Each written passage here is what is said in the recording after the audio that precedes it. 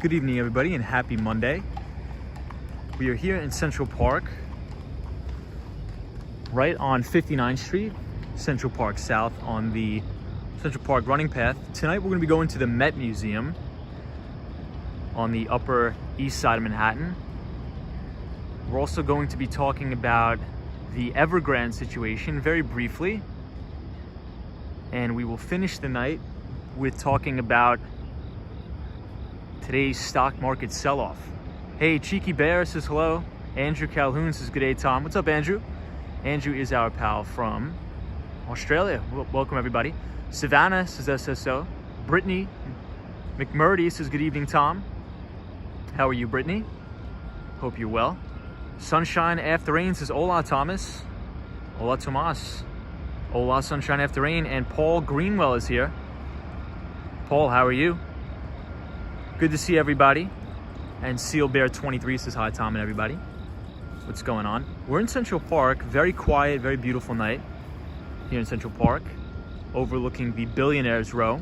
I see Deborah Reeves says hi, Tom. Marco P. Joey. Brittany says all is good in Texas. Awesome. That's great. Rosie says hola, Tom. Hope everybody's had a good Monday, good start to the week. I know I did. It's going to be a very busy week. Very, very busy week. So it's nice to sort of take a break in Central Park, and we'll be headed to the Met Museum tonight. Alfonso says, hola from California. Awesome videos. Watch you every day now. Hey, Alfonso, that's awesome. Thank you so much for the support. Anna says, hi there, Tom. Hope you had a productive day. I had a very busy day, Anna. Very, very busy day today. I hope you did as well. Friendship Lights says, Tom in the house. What's up, Friendship Lights? Natasha P says hello. What's up, Natasha? Hey, Alden says, what's up, Wall Street bro? What's going on, Alden? How are you? We're in Central Park checking out the horses tonight. Penn Rose says, hi, Tom from LA. And Snugbug says hello. What's up, everybody? Melanie Sam, I see you in the house. And Melee. A lot of horses in Central Park tonight. So Sunshine After Rain, I promised we'd go to the Met Museum tonight. So that's exactly what we're gonna do. It was a big sell-off today on Wall Street. However, the major indices did end up closing well off of their daily lows. I believe at one point the Dow Jones Industrial Average was down about 1,000 points, but rallied back to finish the day, I think just shy of 400. Hey, RJ says hola from Colorado. What's up, RJ? I see the Mighty Bulls is feeling blessed in spite of all. Good evening, Tom. The Mighty Bull. Good to see you. Ernesto says, what's up from South Los Angeles? Hope you're well. And Josh D says, hey, Tom, everyone. What's up, Josh? We got a pretty nice full moon here. Really nice.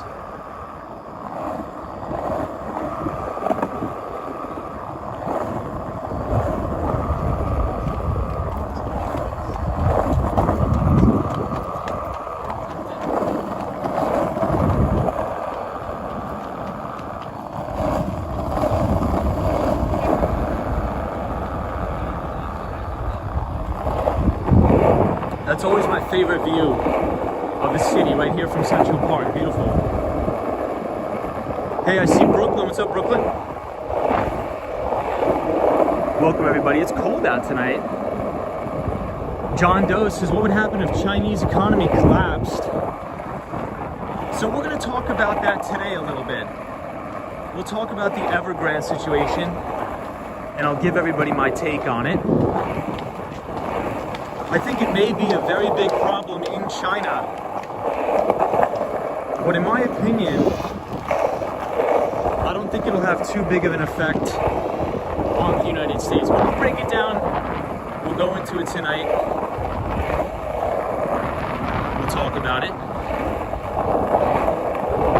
It's a windy and cold night in Manhattan.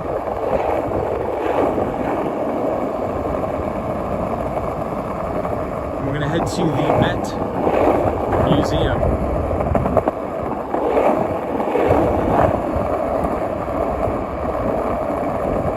Hey, I see Ryan Royal says, good evening, Tom.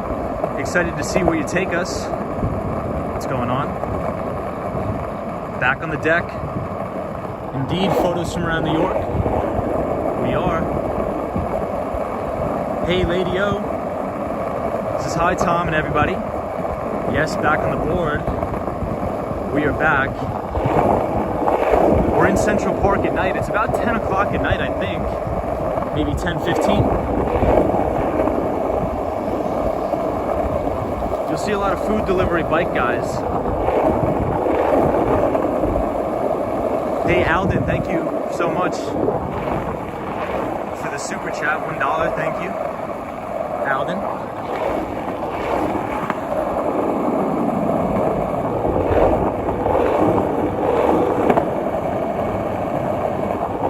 I see Julie.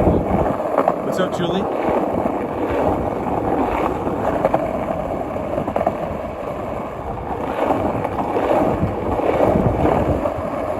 Joey says, Tom, when do you sleep? We try our best, Joey. We get enough sleep. Good to see you here, Joey. We're gonna check out the Met Museum.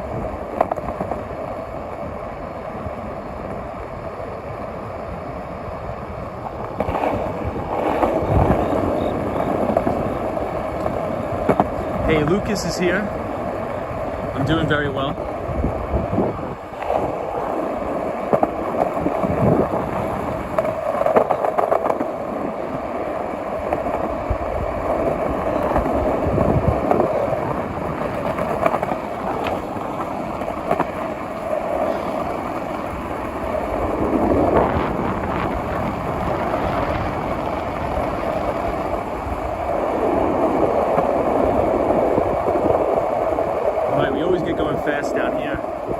Hey Shoals, is it difficult to learn how to ride a skateboard? Not at all. Not at all. I just realized we're going the wrong way. We got to turn around. We're gotta go to the Met Museum.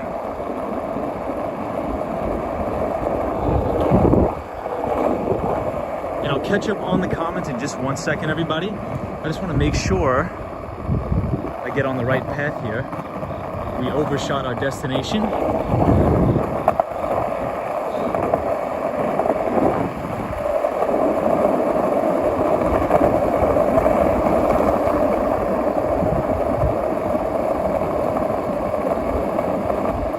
Hey, Sassy Lassies is waving from Michigan.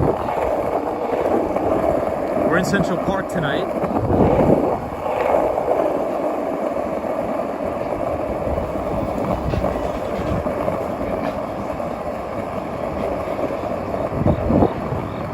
This is the view of the boathouse. The boathouse in Central Park, right here. Troy 1995 says, Tom, Evergrande is famous now. Indeed. We're definitely going to talk about that tonight. Troy 1995, hope you're well. We're absolutely going to talk about that. Rose's beautiful night at the park. Yeah, Central Park is amazing at night. Really, really beautiful. Lady Osa's nice full moon. I'm not sure if you guys could hear it on the stream, but if you listen closely, you could hear all the crickets at night. Let me know if you could hear it.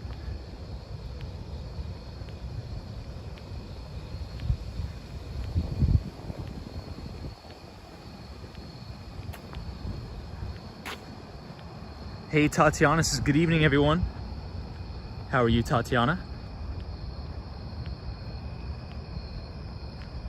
The Mighty Bull says, mighty, mighty. So we're walking through Central Park. And then we're going to make a left and head uptown to the Met Museum. And Brooklyn is absolutely used to him. We hear the... You as well. Hey, Amanda's here. What's up, Amanda? Says you hear him as well. So this is a beautiful view on the Upper East Side here. You're gonna see a crazy full moon. I'll show you guys. Miguel, where do they rent the scooters? I believe you can rent the scooters anywhere in Midtown. Anywhere really in Midtown.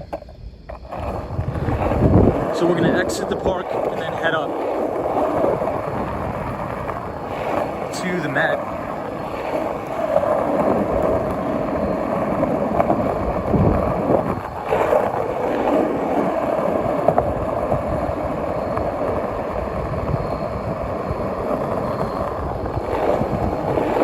Very quiet in Central Park tonight. Very, very quiet.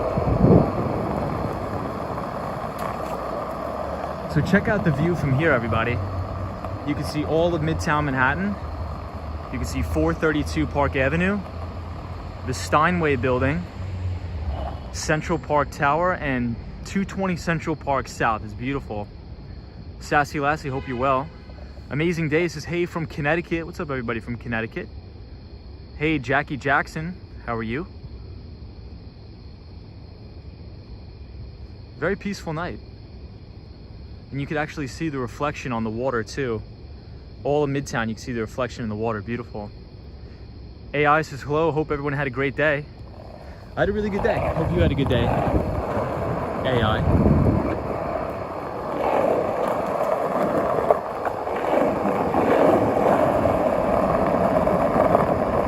Let's see if we see any rats.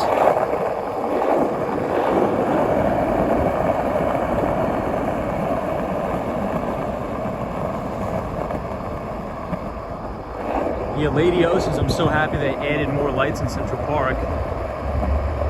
Yeah, I think it makes it more safe. Beautiful, beautiful park to come through at night. Hey, Cherry Groove is here. This is Alice in Wonderland. What's up, Cherry Groove?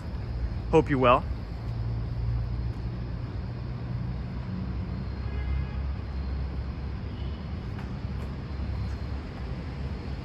Hey, Guzman says, good evening, my friend. What's up, Guzman? Super Beast says, Tom, who lives in those huge buildings? So 220 Central Park South, at the very, very top, Ken Griffin from Citadel Securities, he owns one of the largest quantitative-based hedge funds and market-making firms. He bought the top penthouse, I think for $100 million. So really crazy to think about.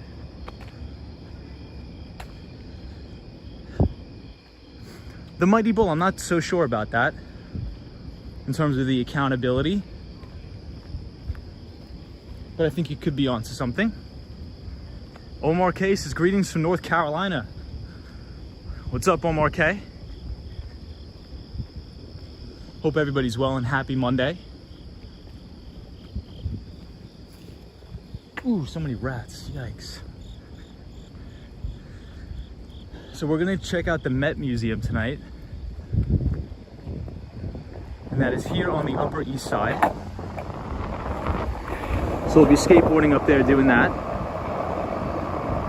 Joey says, Tom, are you ready for the move? I am, Joey, I'm excited. I still have to get a lot of things together, but I think I'll get it all worked out in time. At least that's what I'm hoping for.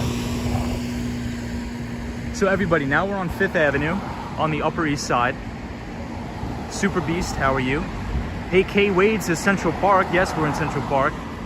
I see Brandy in here. Says, hey everybody. What's up, Brandy? Hope you're well. Hope everybody's having a good Monday.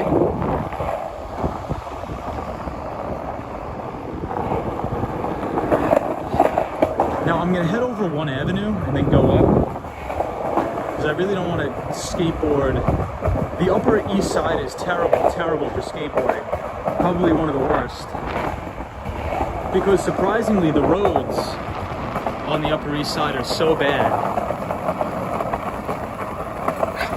I think they're the worst between anybody. Between the Upper West Side, between Soho. The Upper East Side definitely has the worst roads by far. And I don't know why, because everybody up here is so very wealthy. So we'll go over to Madison, then we'll head downtown to the museum. So this is Madison at the main Ralph Lauren. Susanna says, you leave in New York City? I'm not leaving there entirely, but I will be back and forth between She's a teacher. Miami and New York. Hey, Gnarly Thomas says, what's up guys? What's Gnarly Thomas? So this blue tower here is One Vanderbilt. One Vanderbilt. Hey, lease is 220 Central Park South. Ken Griffin purchased the 51st through 53rd floor for $238 million. Wow. Yeah, Ken Griffin owns Citadel Securities.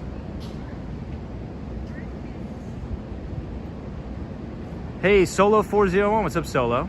How are you? Brian, I see you here. Met is one of the best museums, says K Wade. I agree. What's up, Omar Cade? What's up?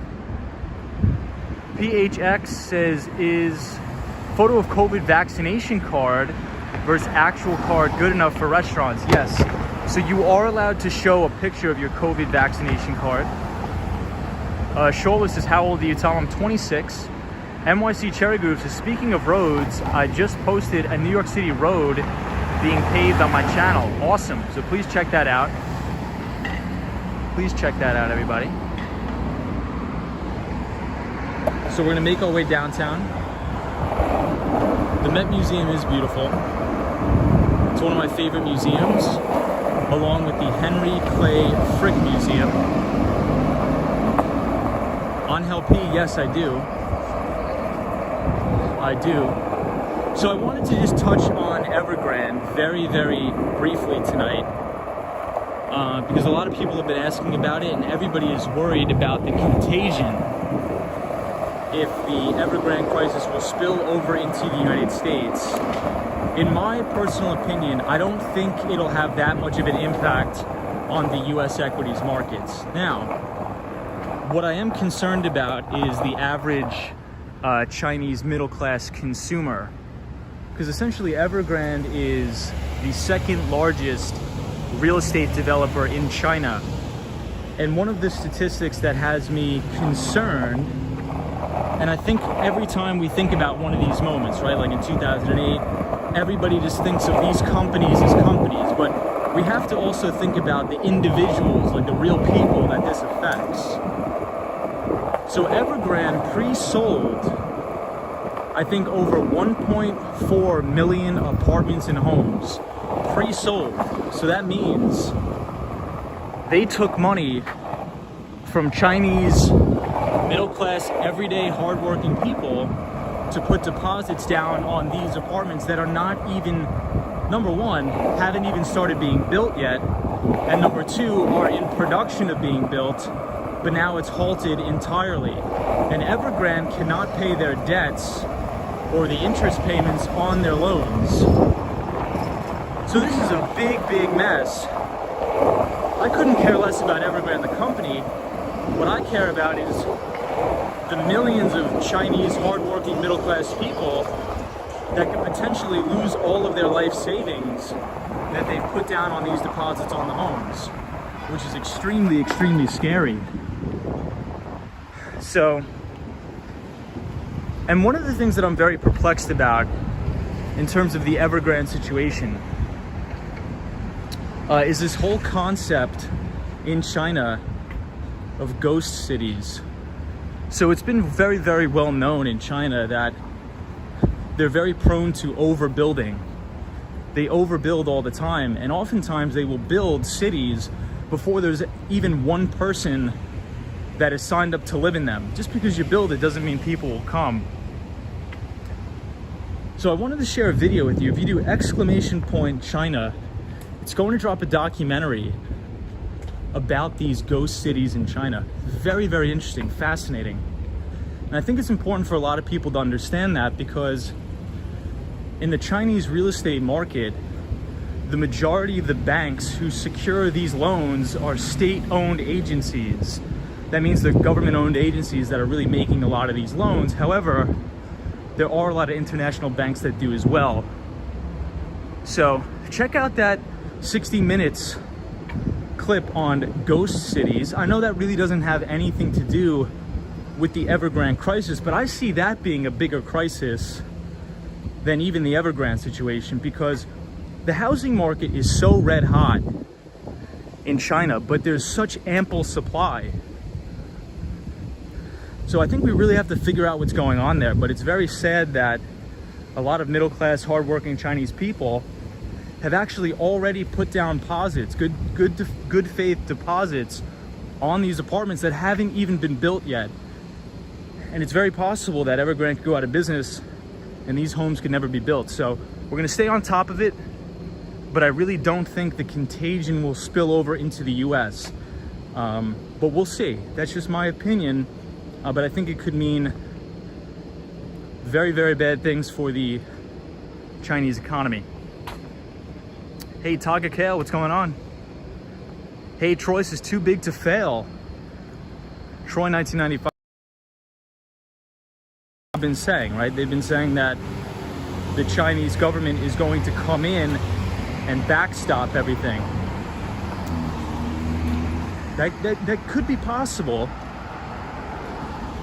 But what I think is going to happen is, I think they're either going to try to restructure a lot of this debt, or they're going to try to sell off existing assets to other real estate developers. Yeah, Jared says they will get bailed out. So Jared thinks they'll get bailed out.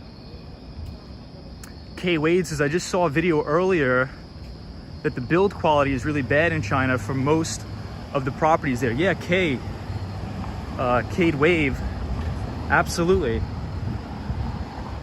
And there's a dizzying statistic out there that over the past 2 years alone, more concrete has been poured in China than in the past 2 decades in the United States. So the rate that they're building over there is just unprecedented. The rate that the Chinese are building is just absolutely unprecedented. So I can only imagine the build quality of some of this stuff. Jared says, love that stat. Isn't that mind-blowing? In the documentary that I sent the link in the Nightbot, they cover this hotel that was built in 2 weeks. The whole hotel was built in 2 weeks, and they have no one to stay there. It's 100% vacant, and that's the story of cities. It's really crazy. Omar Case is always great information on your channel. Thank you. Hey Omar, hope you're well. Jared says mind-blowing, really crazy. Jake says, you know, I think people can just be different sometimes in the world, and some people just don't care, and it's an issue for people as humans. People are just rude, and it's 100% said in disrespect. This is Jake. Very interesting. Hey, I see Cosmo in here. Troy 1995 says, in China, people never protest unless they can't take their money out. So Troy, you make a very, very good point. So here's another very concerning thing that I think about this whole debacle. A lot of people don't know that Evergrande is not only a real estate development company, it also has a wealth management division. And in the wealth management division in Evergrande right now, a lot of their investors want to pull their money out as fast as possible. But Evergrande literally has zero liquidity, no liquidity at all. So what they're trying to do is barter with their own clients to say, hey, I know you gave us, let's just make the example, $1 million. We understand you gave us $1 million to manage your money and try to grow your wealth.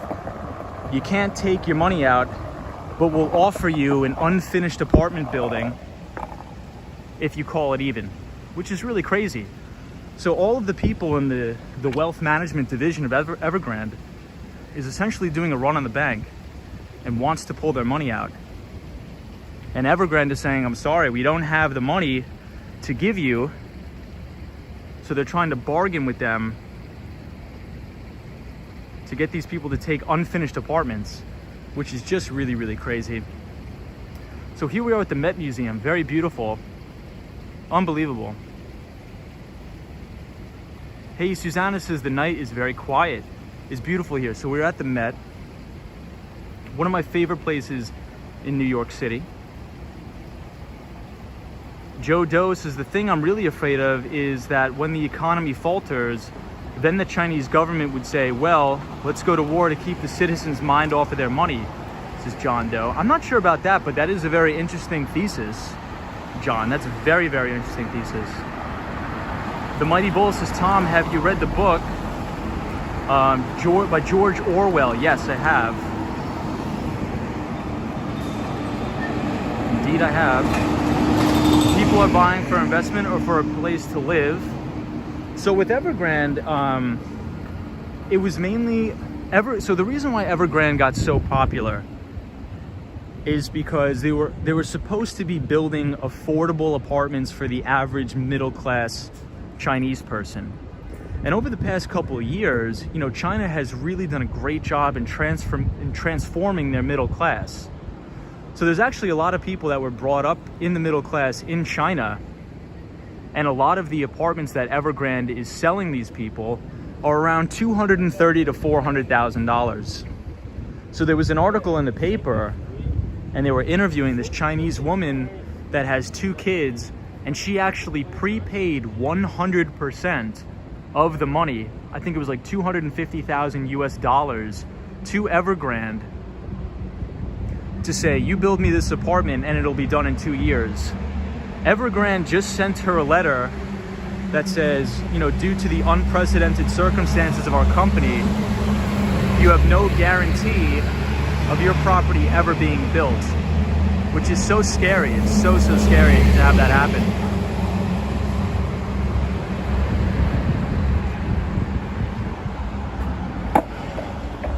So one of the things, and you know, I'm sort of seeing something sort of a little similar. I don't think it's really comparable, but something like that is happening in the United States right now. We have an extreme housing supply shortage. So a lot of people are paying first-time home builders to start new developments and new properties. And what you're seeing is a lot of these developers in Las Vegas, Nevada, different parts of Arizona, they're building these houses in haste. And I'm not saying all the time, but some of the time these houses are being built very, very poorly, and people are complaining of the quality. So just be careful when building your own home, especially with the developer, where everybody is pushing them to finish the projects. But in a lot of cases in China, these people are prepaying a year in advance for these properties, which is really crazy. And it's very scary that they may not be able to ever take receipts of these properties. Hey, Taco Lover says hi. Cosmo Scary says, I was just outside and I'm loving this weather. Yeah, Cosmo, it's beautiful. It's like no humidity out, probably 75 degrees, amazing. Hey, BR says hi. How did you get into skateboarding? I got into skateboarding probably when I was a teenager. I just sort of wanted something else to do besides playing soccer. Tatiana says it feels like we have New York all to ourselves. It does. It's a beautiful night. I hope you guys are enjoying the Met Museum. Taco Lover says you better get a taco. I will. Jared says wow.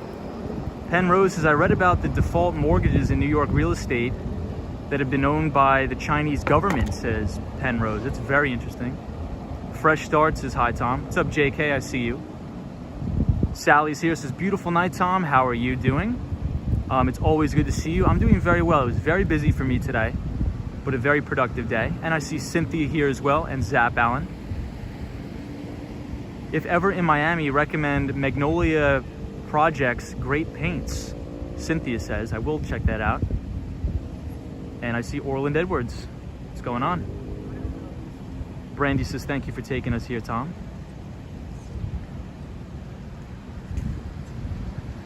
Yeah, isn't the Met Museum such a gorgeous building?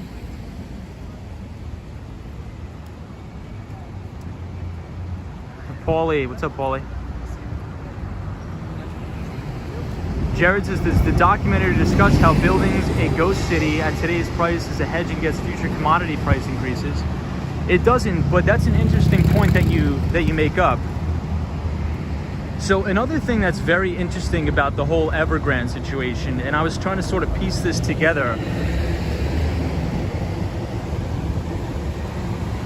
Over the past 2 months, commodities prices have actually been falling off a cliff. I'm not sure if you guys remember, maybe about 3 to 4 months ago, everybody was talking about the unprecedented rise in lumber prices and copper prices and everything like that. But just as of late, they've been falling off a cliff. So maybe that's the commodities market forecasting this Evergrande crisis, because if you think about the overall breakdown of the Chinese economy, Real estate development and construction makes up about 20% of that. And Evergrande is the second largest real estate developer in China. So if you think about the logistics and the supply chain that goes into building all of these apartments, and if Evergrande defaults on nearly $300 million worth of debt, that means a lot of people are going to get stiffed. All of the heavy equipment operators, they have to buy all the machinery, they have to buy all the concrete, they have to buy all the lumber, they have to buy the copper for the wiring. So it creates sort of a chain reaction of people getting essentially screwed. So we're gonna have to keep an eye on it, but I do think overall what'll probably happen is the company will probably go through severe liquidations, and other real estate developers in China will probably inherit a lot of their properties and assets for pennies on the dollar. And hopefully the good middle class working Chinese people will eventually get their homes and their apartments built, being that many of them already paid in full for these properties that haven't even started development yet. So let's hope for the best for them.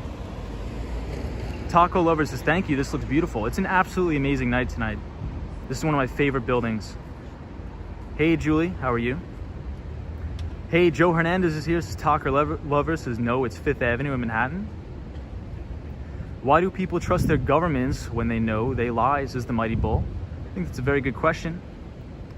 Hello from Pennsylvania, new to the channel and enjoying the content. Hey, welcome to the channel, and I hope you're having a fantastic Monday evening, my friend. Thank you for joining. Fresh Start says, why is the Empire State Building green tonight? I'm actually not sure why it is green. If anybody knows why, definitely put it into the chat. I love the architecture of this building. NYC Cherry Group says, hey Tom, Ollie for a bull market tomorrow. So NYC Cherry Group, that's good that you brought that up. It's very good that you brought that up, because something I've noticed, and I was watching CNBC today, I was on Twitter, and I was listening to what a lot of my friends were saying, and I was getting emails, and a lot of my friends who work on Wall Street or at hedge funds. There was a lot of panic in the market today, a lot of panic. But one thing that I've noticed is, if you look at the VIX, which is essentially the fear and volatility indicator, it got up to, I think, 35 today. That is absolutely unbelievable elevated levels.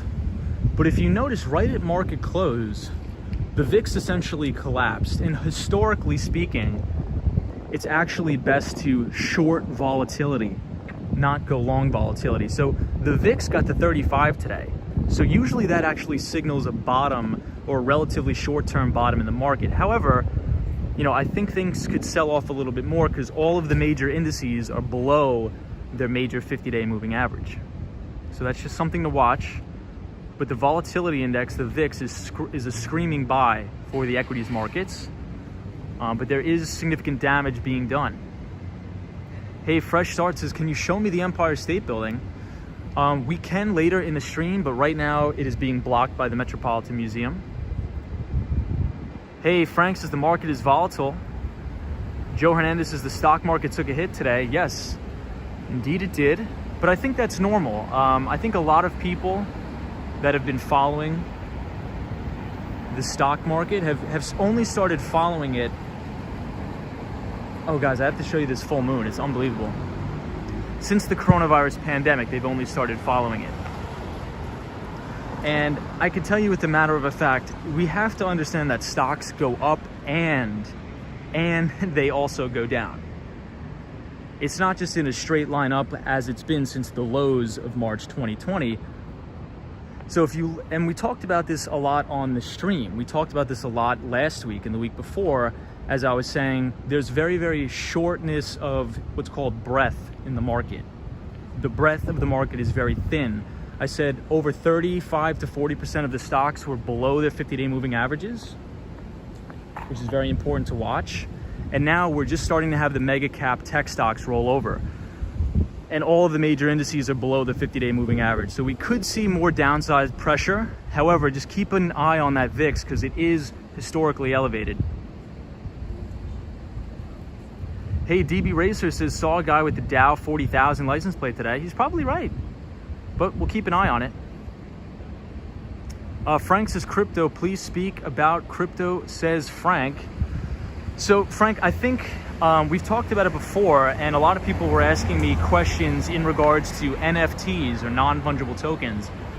And everybody was trying to, get me to say what NFTs am I buying, and I essentially said, I'm like, this is very reminiscent of the 2017 altcoin bull market. I'm not sure if a lot of people were familiar with that back in 2017, but I was, where every day some people were talking about these different altcoins, and what you call that is irrational exuberance. And then what happened in 2018, 2019, you had an unbelievable, extraordinary fallout in these names, and these things got pounded 90% drawdowns. And I think the same thing is going to happen with NFTs. I think over the long term, I do see value there, but I think short term, you're going to have mini exploding asset bubbles in these certain sectors of the cryptocurrency market. And as of right now, the majority of NFTs are all cratering, sometimes up to 90%. So I think it's good if you want to be in the space, keep a long-term frame of mind and don't feel the obligation to FOMO into anything just because your friends are talking about it or something like that. But check out the sky with the clouds in the background with the Met Museum. This looks amazing. Hey, Alice says, hi, Tom. What's up, Alice? Ren says, is it free admission to the museum? It's not. However, when I was a CUNY student, they did let me go in for free. Lucas says, it's great to be here with you and listen to you. I think about that. Thank you, Lucas. Michael F says, was the dip in the markets the one you were looking for, or are you expecting another dip for this year? So Michael, yeah, I think what I want to see ideally is a 5 to 10% correction. And as of right now, I think the S&P 500 just touched a 5% correction, and then we actually closed quite strongly for the day. Now that doesn't mean we could see more downside pressure, but the main things that I like to look for and watch are, number one, you got to look at the 10-year Treasury yield. And today, the 10-year yield was not signifying anything to be concerned about, in my opinion. It was very, very stable. However, we did get a big bid into the US dollar. So that's usually a flight to safety trade when you have assets or funds being sold, such as equities, and then you have a flight to safety in the dollar. And which usually means you put pressure on emerging markets. Now, I think the number one thing to look at in this environment is the VIX, because historically, if you have a VIX of 35, that usually is a signal to short volatility. Historically, usually you don't want to be buying protection or derivatives products like puts or anything up here when the VIX is at 35. One thing I would like to look at as a backstop is if you just put a basic 200-day moving average on a regular chart of the S&P 500, Dow Jones, and the NASDAQ, that's usually where you can find longer term support, and that's usually coinciding with the normal 10% correction. Alaya Perez says, hello, Tom. Amazing day. Says, do you think there's going to be a short squeeze tomorrow? It's possible, but I think we'll just have to see how things play out in the overnight markets in China. Photos from around New York says, I remember 2017 and 18 when everything was about weird Bitcoin knockoffs. Exactly. Photos from around New York. I think that's sort of, I see a small resemblance with the NFT market now.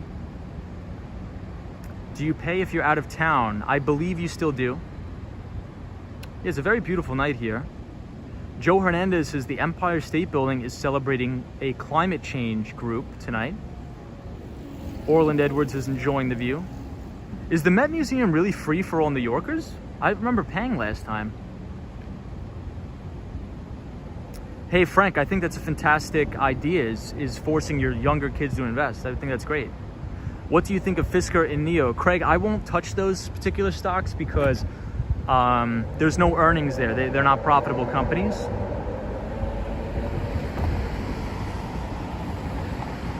Yeah, I think you're going to see a lot of deleveraging in the Chinese market. NYC Cherry Goose says, hey Tom, you are near Bloomberg's home. Shall we get him on the stream? NYC Cherry Groove, I wish we could get him on the stream. Lena Sandoval says that is a beautiful building.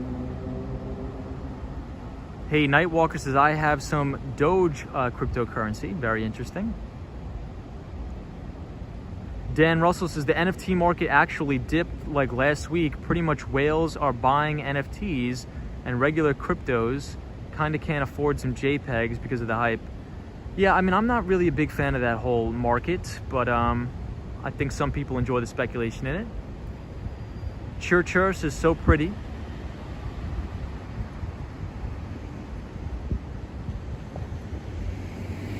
Hey, Sean Davis says hello from Pennsylvania. What's up, Sean? How is everybody? 79th and 5th is his home. Very interesting. All right, so we'll take one more pass through the Met Museum. Usually the fountains are on late at night. Usually the fountains here at the Met are on.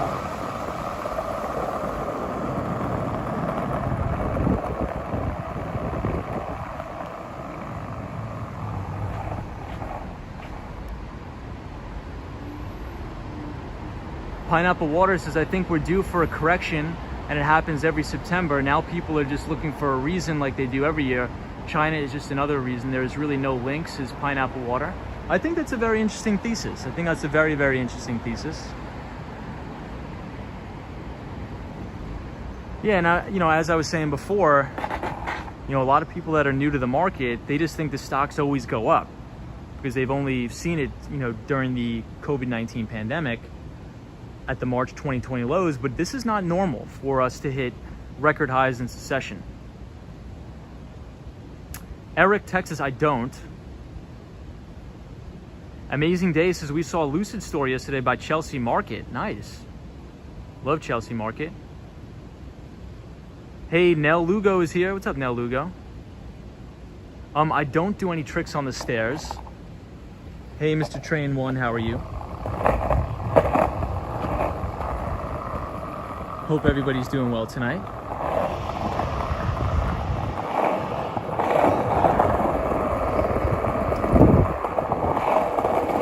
And we have a full moon in New York. Beautiful.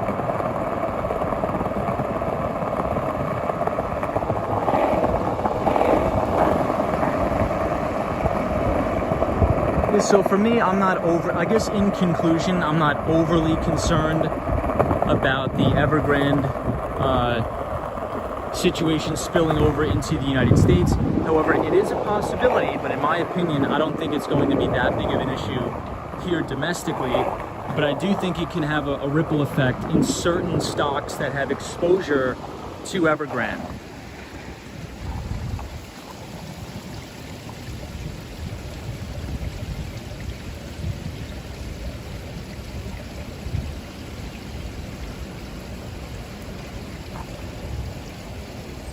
So this is the fountain. It's very peaceful here.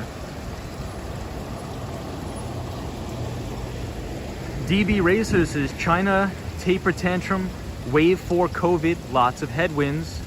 In all honesty, there is zero reason markets should be anywhere near this highs during a pandemic. Yeah, DB Racer, and I think a lot of people tend to agree with you, right? I think a lot of people just think that the artificially low interest rates by the Federal Reserve, the continuation of asset purchases by the Federal Reserve, and the purchases of mortgage-backed securities by the Federal Reserve are quote-unquote propping up the market. So I think a lot of people actually do share the same opinion as you, and I don't think that's an irrational opinion to have, actually. I think that's actually probably a good thought there. Hey, I see JL here. Good afternoon, JL. Always good to see you. Nell Lugo says, beautiful full moon here in Florida. I love Florida. JL says, hey Tom, I hear the wheels are chugging again. Congratulations. Yeah, we finally got the board fixed, everybody. I'll show you a look at it right here. We finally got it fixed.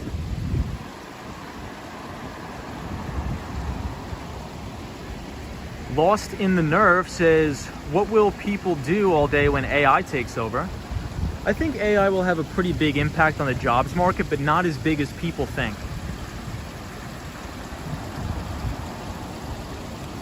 Yes, Taga Kale, we can. Carlton Saves is coming into town this week, hearing lots of rain this week. How bad do you think it'll be? Well, I didn't even know that there was supposed to be rain, so I'm definitely going to have to check that out. Hopefully the rain holds out for you. So I'll let you guys listen to the water a little bit.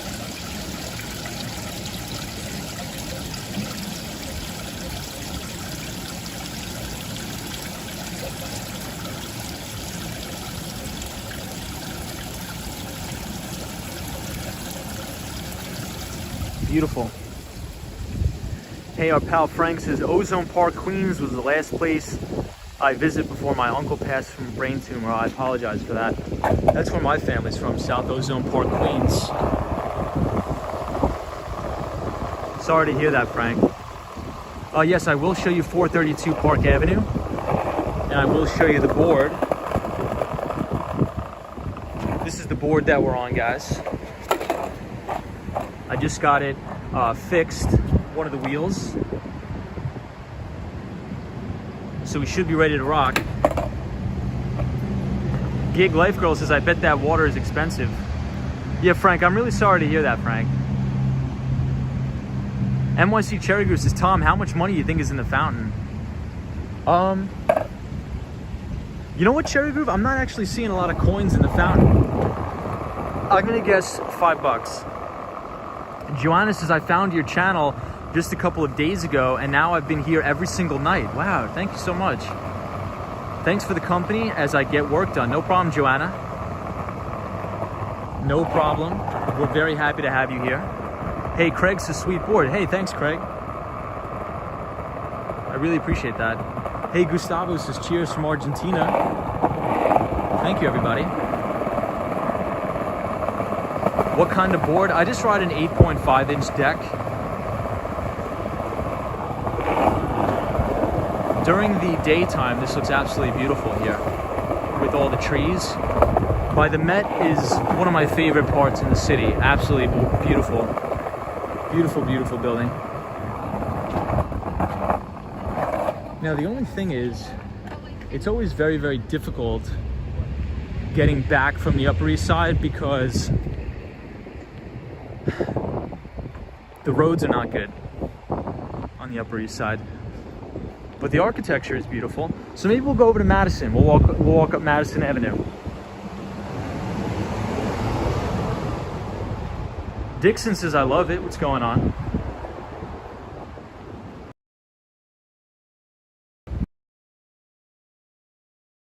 I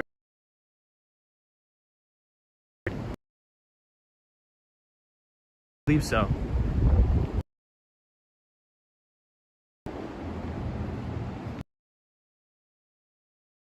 I'm drawing a blank. Welcome. So everybody, check out the architecture of some of these buildings. It's absolutely gorgeous. Check this out. Dixon says, hello from Venezuela. Hey, everybody from Venezuela. It's a pleasure to have you here. Kim Grant says, good evening. What's up, Kim? That's one thing I love about the Upper East Side is just the architecture of the brownstones. And fresh start, we are pretty far from the Empire State Building, but I promise we will make our way down there for you. So check out the architecture on this building right here.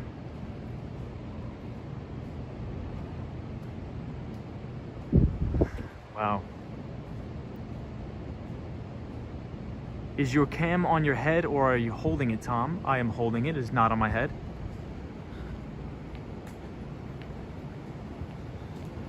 And it's very quiet. One thing I noticed about the Upper East Side in comparison to the West Side is the Upper East Side's much more quiet than the Upper West.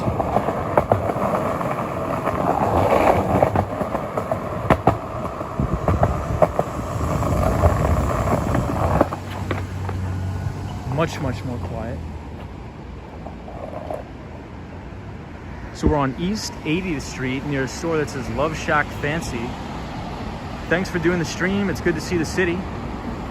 No problem. You always enjoy the streams. Thank you, everybody. Wow, JK, that's awesome.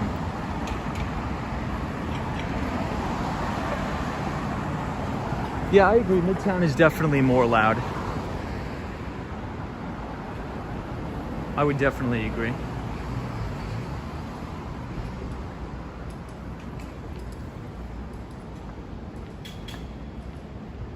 So we're walking southbound now. We're gonna head to 59th Street in Central Park South. And if you look straight ahead, you could actually see the top of 432 Park Avenue as well as 1 Vanderbilt. Yeah, JK, it is good to see Tony Hawk still around. Daxon says, do you have an Instagram account? Yes. You could follow me there at Wall Street Skate Bro, if you'd like. Very quiet tonight. No cars on the road. Really crazy.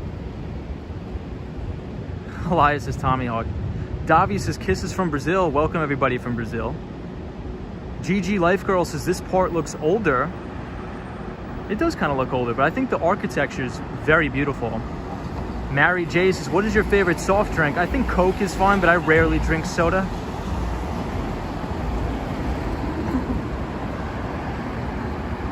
Hey, Michelle Cunningham. How are you? Happy Monday. We have Michelle Cunningham joining us. Happy Monday. We just went to the Met Museum. We actually just walked back from the Met, and we were talking about the Evergrande situation today, as well as the broad equities market sell-off in the United States. At one point, the Dow Jones Industrial Average was down about 900 points. However, I will say one thing. I usually do not look at the Dow very much because, in my opinion, it doesn't give a broad of an overview as I think it used to, or as it should. The Dow Jones Industrial Average is only 30 stocks, right? So in order to get a better read on the market, I think it's best to look at something like the S&P 500. So everybody always points to the Dow, I think, because the financial media, you know, what sounds better? Oh, the Dow is down 1,000 points, or the S&P 500 is down 57 points, right? It's more eye-catching and it's more, you know, captivating to say something's down 1,000 points. So I don't really look at the Dow too much. I only really look at the E-mini futures contract on the S&P 500, which is ticker symbol ES, and the NQs, which is the NASDAQ futures. Now, one of the bullish signs, if we're trying to be an optimist about today, was the equities indices finished well off their lows of the day, as well as the VIX, which is the volatility index, hit a high of 35 and then collapsed. And usually when the VIX gets extended to 35, 40, that's usually when you want to be shorting volatility.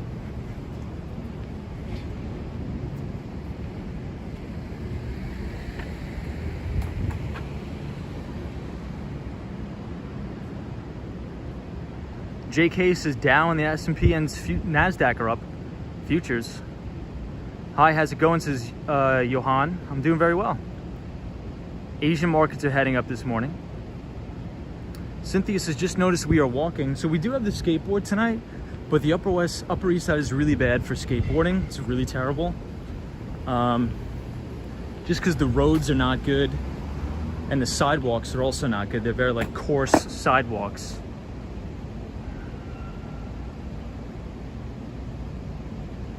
JK, very interesting. Jared says, do you see Evergrande and the debt ceiling debate compounding the sell-off for the rest of the month? I mean, as I said, I don't think the Evergrande thing will spill over into the United States. However, what I have been looking at is we need to look at the stocks in the market that could be affected by Evergrande, which in my opinion are some of the financials. I think the financials were the worst performing sector in today's stock market. It was very telling. I was looking at Caterpillar and MMM, so for like heavy equipment, heavy machinery. What I do, I mean, now that all of the major indices are below their 50-day moving average, well below the 50-day moving average, to me that's risk off. That's a risk off environment. What's going on over here? Anyway, to me that's a risk off environment for making no new purchases, no new buys. Usually, if I'm starting a big position for my active managed portfolio, I won't do it until the indices are above their respective 50-day moving averages. And then after the 50, I look to the 200. But we have to remember, guys, and we've talked about it before on the stream, all of the liquid leaders, and what I mean by liquid leaders is the companies with phenomenal earnings growth and sales growth with huge market caps that provide a lot of liquidity for big funds to move in and out, they had such historical extension over their 50-day moving averages.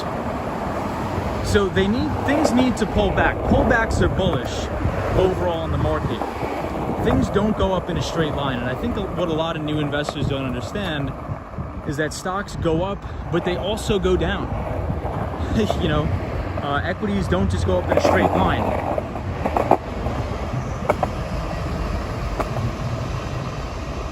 Yeah, Joe Hernandez's horns even with no traffic. Crazy.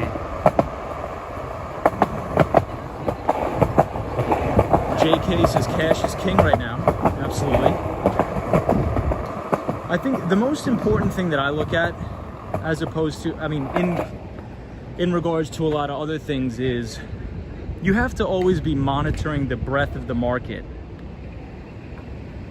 And over the past month, we've had a very, very thin market, it's called, where only a select few stocks were in confirmed uptrends. The majority of stocks were actually making new lows, and equities indices were making new highs. So you see a little bit of a divergence there. And that usually means once the larger cap stocks, like the mega cap tech stocks, start to sell off, then you'll start to see the damage in the major indices. And I think that's what we're seeing. I think it's normal. I don't think it's a cause for concern yet, but I do definitely think it's a risk-off environment. However, if you're in a retirement account or something like that, you know, should we reach the 200-day moving average, I think that's going to be a fantastic time to add more money into your long-term retirement accounts.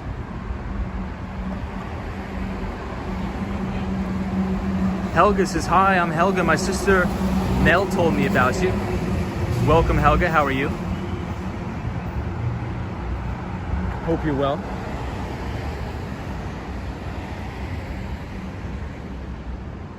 Hey, Elizabeth says, hi, Tom. How you doing tonight? I'm doing really good. Really, really good. JK says, my long investments did, however, like Apple, took a huge hit. Yeah, I think people have to understand, like, we're back to levels we were 4 or 5 days ago. You know, I think a lot of people who are maybe newer, like, this isn't normal market activity to be banging out record highs every day.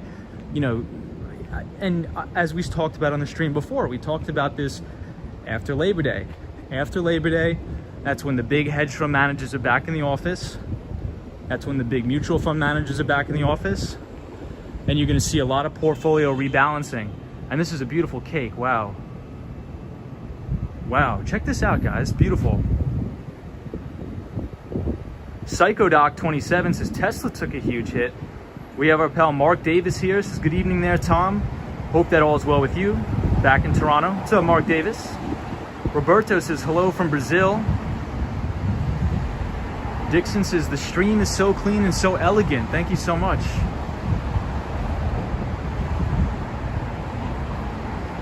What is going on with Bitcoin? Big drop today.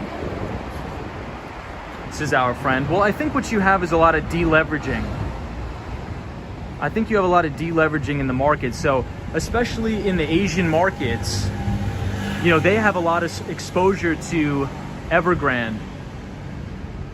Lots of exposure. So people need to raise cash or liquidity to deal with, you know, a black swan event. So should the Evergrande situation progressively get worse, you know, they'll have the necessary capital and liquidity to, you know, cover their debts and things like that. JAA is a small cake like for a pandemic wedding. Indeed. Hey, what's up, JAA? Hey, Stephanie Gutierrez is so pretty. Wasn't that pretty? It was beautiful. What are the gray boxes on the sidewalk? Oh, I think this is just garbage. I think it's just garbage. JK says beautiful cakes, isn't it? Really beautiful. JK says it's all good. By Thanksgiving, historically, Thanksgiving is bank day, says JK. J Trader says Powell should be renominated. I think he's probably going to. And that's another thing. The Federal Reserve, we're going to hear from the Federal Reserve this week about supposed taper talks. And in my opinion, I think the market today is sending the Fed a message that says, look, if you even think about tapering, if you even think about raising interest rates, we are going to pummel this stock market into the ground. So I think Jay Powell got the message, and I don't think he's going to taper, and I don't think he's going to raise interest rates, in my opinion. I could be wrong, but I think the Federal Reserve is going to continue to buy it all. I think the Federal Reserve is going to continue to keep interest rates artificially suppressed and continue to buy assets as well as mortgage-backed securities. JAA says, I feel like I'm skating myself. Awesome. Good to have you here, JAA. Helga says, the cakes look delicious. How are you, Helga? The cake website looks very tasty. Oh, Mary J, you put the website there? If you want to drop the website in the chat so more people can see, I would actually be interested in taking a look at that as well. So one of my good buddies recommended me a book today called The Next 100 Years. So I don't know who it's by, but he just texted me. He's like, Tom, you got to read this book called The Next 100 Years. So I thought I'd pass that along to you guys as well. Hey, JL, thank you so much, JL, for the $4.99. Buy yourself some OJ. I may have to buy more OJ tonight. Thank you, JL. You're a gentleman and a scholar. Hey, what's up, Loose72? Taxi says election night here in Canada. Let's go, Canada.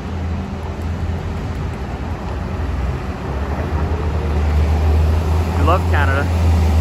Omar K says, really appreciate your channel. Amazing night. Thank you. JAA says, I missed the name of the book. It's called The Next 100 Years. The Next 100 Years. Jay says, if you see the Empire State Building, it's green for Climate Week. Oh, that's awesome. Jay, we're going to check it out. Hope you're having a good Monday, Jay. And I hope you had a great weekend too, my friend. Hope you're good. I guess this is some ritzy glasses place. This kind of looks cool, the display. It looks beautiful. J Trader says George Friedman. They have another location in Soho, says photos from around New York. What's up, photos? Always good to have photos from around New York in the chat. J Trader says, thank you, buddy. Likewise. Appreciate it. Hey, Arnold Nevin says, hey, man. Hey, Arnold. It's good to see you, Arnold, always. Josie says, Druck. Yeah, if anybody's new to the channel, Josie just dropped a link to Stanley Druckenmiller's speech at a very renowned business school. So please check that out if you want to have a very good understanding of central banking and the Federal Reserve.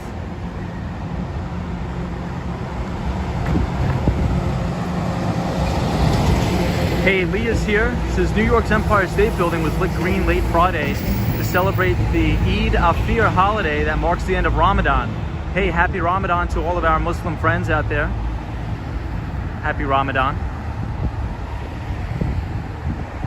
Amazing Day says we are on staycation this week. Says that's awesome.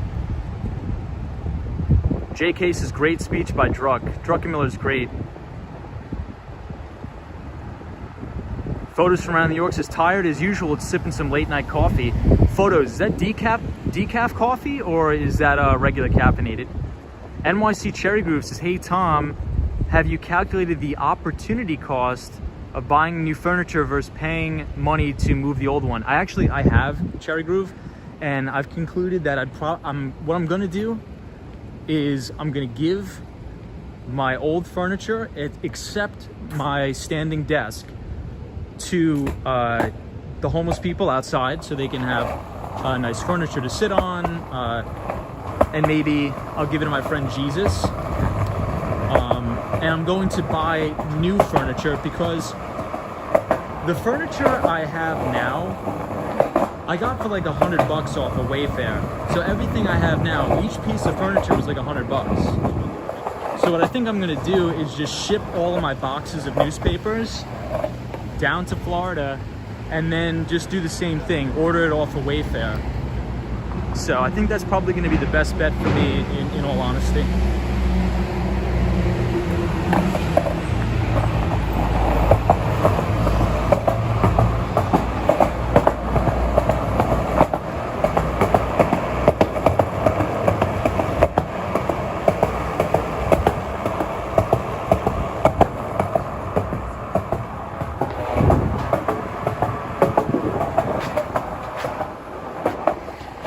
All right, we're getting closer, guys. Just stuck at a red light here.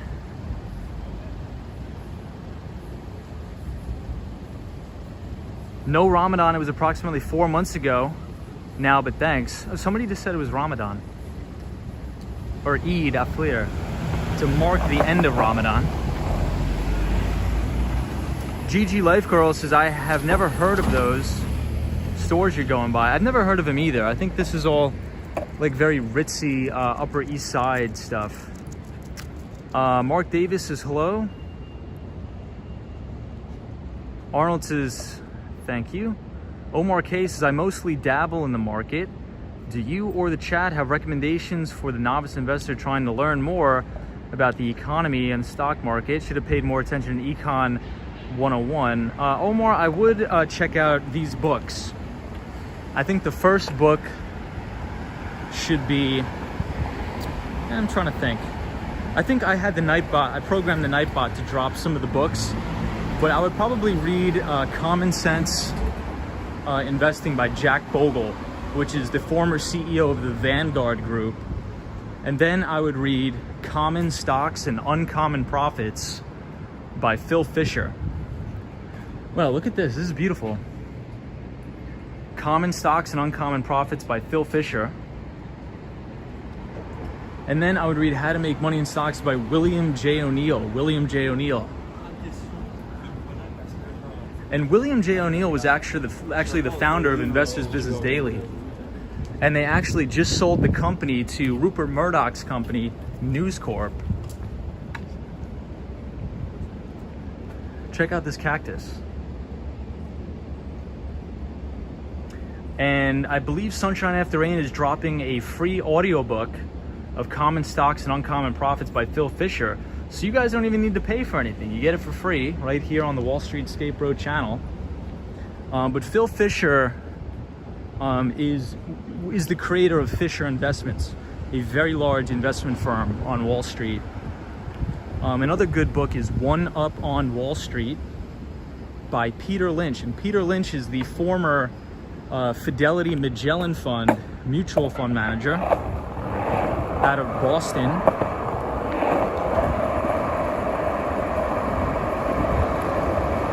I would just follow and listen to the greatest investors of all time. So, Peter Lynch, William J. O'Neill, what else? Stanley Druckenmiller, Peter Lynch, Phil Fisher. Another good book, if you want to get into more value investing, is Margin of Safety by Seth Klarman. Now, I don't think you could purchase that book because there was only about 2,000 copies ever made. But I believe you can get the PDF for free online of Margin of Safety by Seth Klarman. And one of the reasons why I found out about Seth Klarman, because at one of Warren Buffett's Berkshire Hathaway meetings, somebody in the audience asked Warren Buffett a question. He said, besides yourself, besides Warren Buffett, who would you suggest that you listen to in regards to investments? He said, well, honestly, nobody, but if I had to name somebody, it would be Klarman. Yeah, maybe Seth Klarman. And so Klarman runs a hedge fund here in New York, and he is mainly known for value investing. So you can try to get the PDF for free online, Margin of Safety by Seth Klarman. Hey, good evening, everybody from Minneapolis, Minnesota.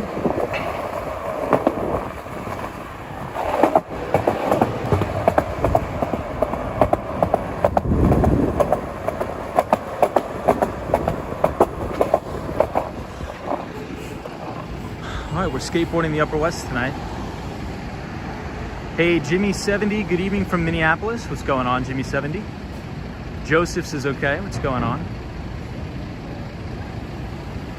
Hey, Christian says, that's what she said. Cactus, out of its element. They belong in the Southwest. How you doing, Skate Bro? I'm doing good. What's going on? How are you?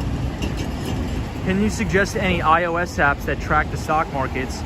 I don't really use any apps. You could just use, the best thing to use if you want to track a lot of ticker symbols at the same time is TradingView. If you go to tradingview.com, you can create a free account and you'll have real-time stock quotes for free. And I do believe they offer free charting software, but you don't need to pay for anything.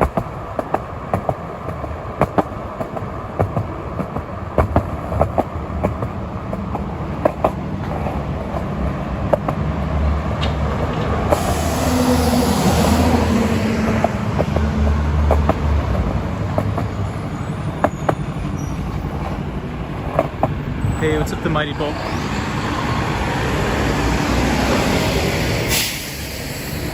Sally's a beautiful night.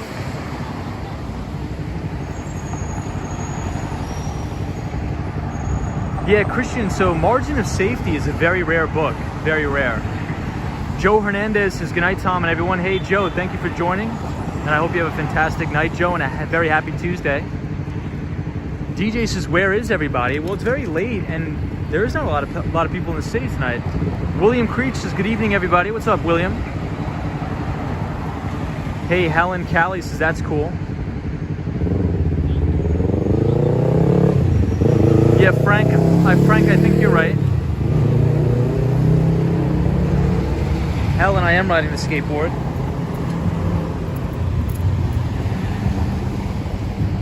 Jay Miller says, futures currently up. Thoughts on tomorrow's action?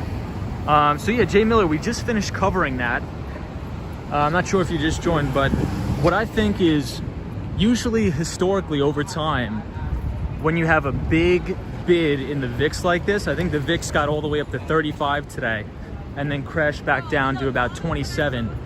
Historically, that signals a market bottom. Now, I'm not sure if the market's gonna bottom tomorrow, but we did finish well off our lows. The only thing that's concerning to me is that we had a clean break of the 50-day moving average on volume. So we'll see how it plays out. We have to see how tomorrow closes, but I would like to see more downside, but nothing is guaranteed.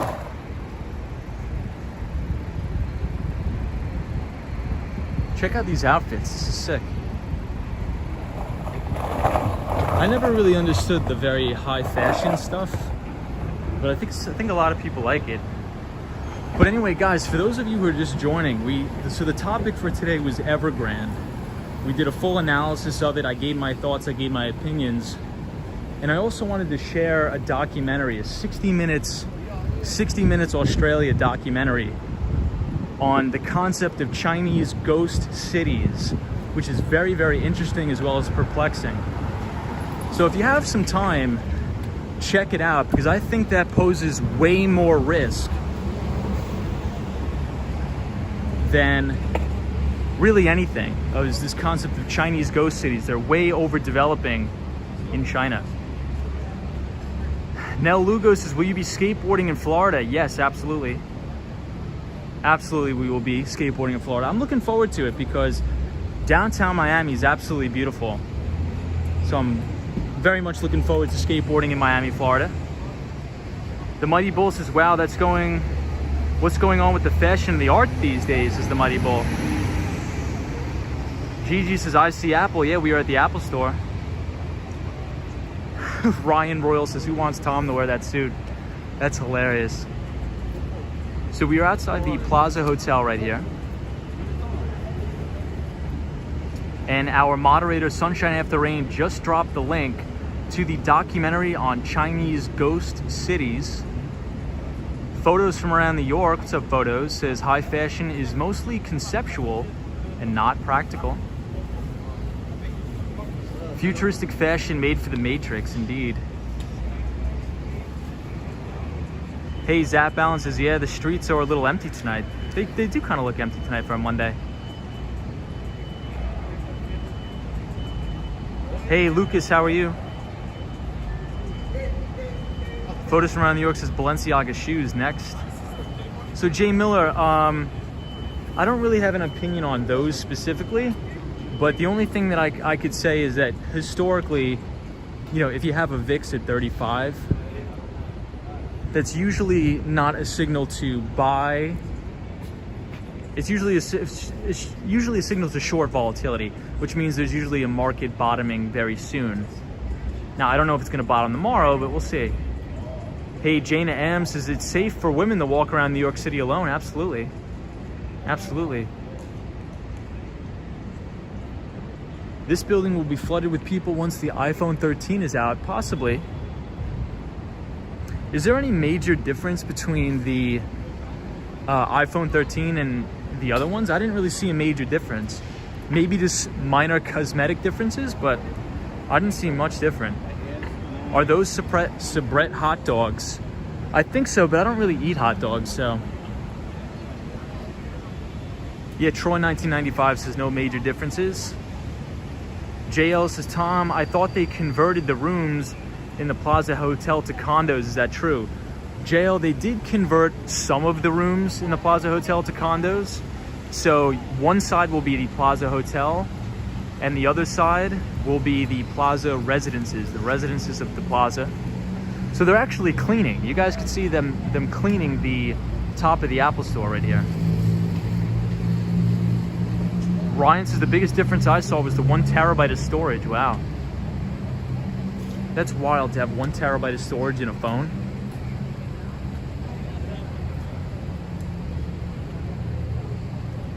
So these things are actually little portals. You can look all the way down, which is crazy.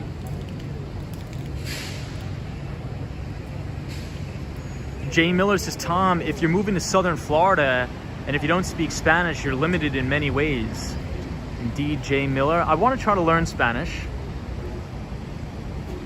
I'm definitely going to learn Spanish, I promise. Hey, I see Cosmo Scary. What's up, Cosmo? Gigi says, oh my God, there's an Apple Store. So cool. Elizabeth says, I went from an iPhone 8 to a 12 and my pictures are much cleaner. I could imagine. For sure. It just seems like every new iPhone out is just like another camera. They just slap another camera on there, which is crazy.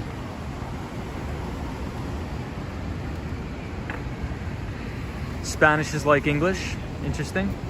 Arthur says, what do you think about Brazil? I love Brazil. Love Brazil. Jay says that Apple Store was originally a Victoria's Secret store. Wow.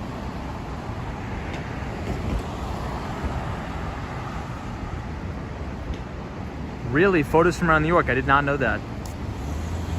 Just Deb says, this is cool. Do you do this often? Yeah, so Just Deb, we stream Monday through Friday. Monday through Friday, we skateboard around the city and we talk about finance. But on the weekends, what we do is we just skateboard and just travel and explore the city. So we take 2 days off on the weekends. But during the weekdays, we usually have one financial topic we talk about. So if you want to watch a replay of the stream, we covered the Evergrande situation, or the Chinese real estate debacle. And we also were talking about the broad sell-off today in the equity indices. But indices finished well off their lows today. British Gray says, good Monday evening. What's going on, British Gray?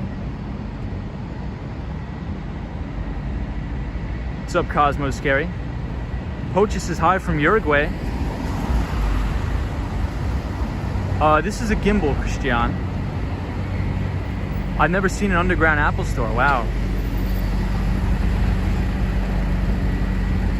It's nice to share tonight with you, with people around the world together in New York. Thank you, Dixon, for being here.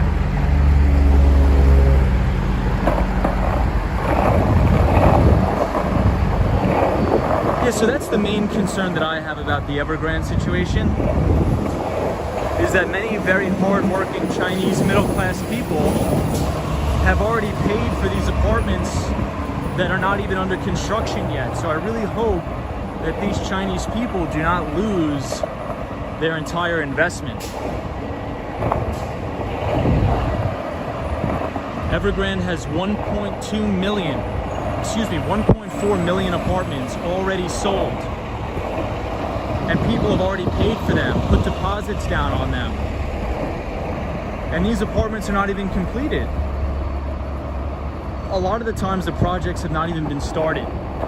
So I think it's a big tragedy. And I just really am hoping for all of the Chinese people. Whoa, look what we got here, guys, at the peninsula. We have a lot of NYPD. I think maybe something's going on at the United Nations tonight, because it looks like there's a lot of high-profile people at the peninsula on 5th Avenue.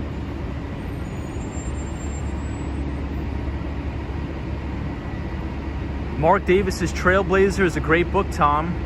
Will be finished by the end of the week. Thank you for recommending. No problem, Mark Davis, at all. No problem.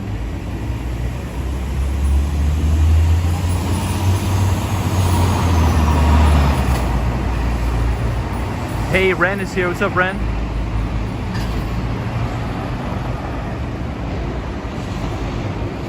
Penrose says, the cool thing about Apple products, they never lose their value. DJ says, the UN Assembly. Anthony says, when are you going to Miami, Tom? We should be in Miami October 1st. We should be in Miami October 1st. However, that's pending on a lot of things.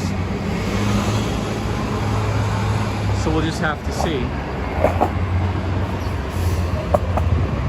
But my lease on my apartment is up September 30th.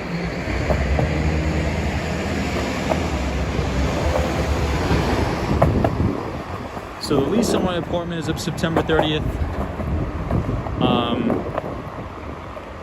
We'll just have to figure out. Take it day by day. Hey, I see my best pal Gerald Lee says, hey Tom, how you doing tonight? I'm late for the show, but glad I caught you before you signed off. No problem, Gerald. No problem at all. Always good to see you. Snuggled and Comfy says, good night, everybody. Enough love from Jamaica. What's going on? Hey, Gun Moed says, hello, Tom, JL, and Sunshine. Nice to see you. Nice to see you as well. Diego says, I love you. Thank you for sharing. No problem. No problem, Diego. Amazing Day says, what exactly happened to Evergrande? So they're defaulting on their debt. They have about $300 billion worth of obligations that they're going to default on, which essentially means they cannot make their interest payments. And another major thing about this is Evergrande also has a wealth management division, in which case they take money from Chinese investors to invest in different assets. And now, these investors cannot get their money back. So Evergrande is saying, hey, instead of giving you your money back, will you at least take some of the real estate that we can't sell? So Evergrande is actually trying to give these people unfinished real estate projects in exchange for their money. So it's just a terrible situation. But the main thing that I'm worried about and that I care about is the middle-class Chinese hardworking people that have already put deposits down on houses and have already paid for them, expecting them to be built. And now Evergrande is ceasing all production of apartment complexes. So this could, people could lose everything. People could lose everything. So we're just gonna have to take it day by day and see what happens. I think they're probably gonna sell off their assets to other real estate developers in China. But we'll have to see what happens. Hey, Karina Thompson is here. Always good to see you, Karina Thompson. So now we are near, and you guys can see the Empire State Building right here with the beautiful American flags in the background. and the Empire State Building is green. Yeah, Just Deb says, oh my God, that's horrid. It's crazy. It's really, really bad what's going on over there. Hey, Ren says, good evening, Sir Tom. Ren, how are you? Good evening.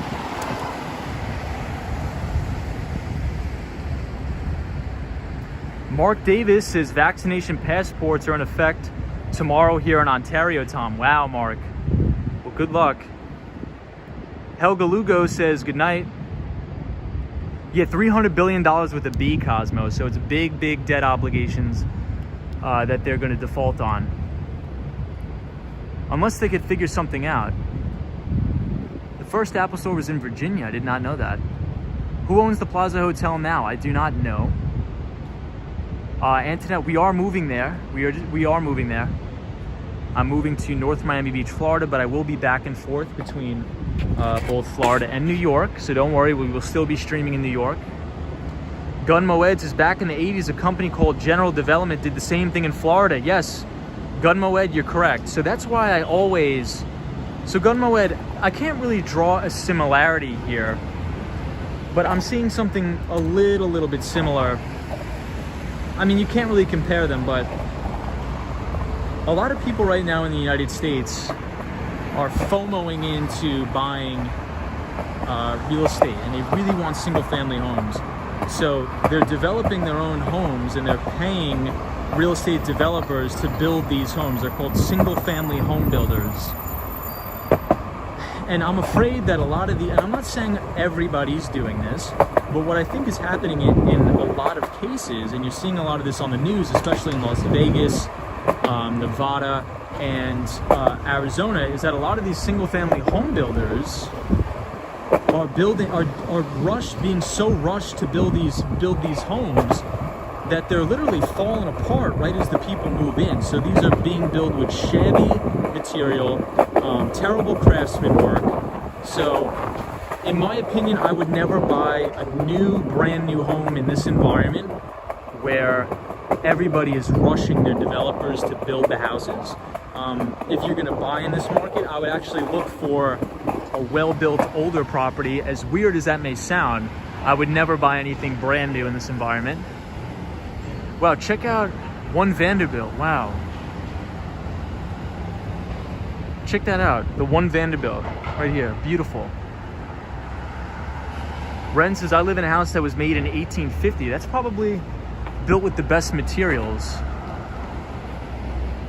Cosmo Scary says, Las Vegas has the worst cookie cutter single family neighborhoods. I agree. You got to make sure you're buying quality. Gun Moed says they were owned by City Investing, just saying. Dixon says, I love the architecture. Just Deb says, the people over there work very hard. It's how they raised. Hope it works out. I hope it works out too, but we'll see what happens. Jay Miller says, moving close to the Trump apartments on Collins Avenue in North Miami Beach and Sunny Isles. No, that is not where, I know where that is, but I'm a little bit further away. I'm probably about a mile and a half away from that. Penrose says, you don't make profits on single family anymore. That's an interesting opinion. I do have to disagree a little bit with that. Rence's houses back then were built with TLC. I agree. Especially a lot of the concrete block construction. Concrete block construction is very good. I think there's actually I think the most capital appreciation of the returns in the coming years, I think, are actually going to come out of single family, especially if you buy it right and you buy in a good location and you buy value.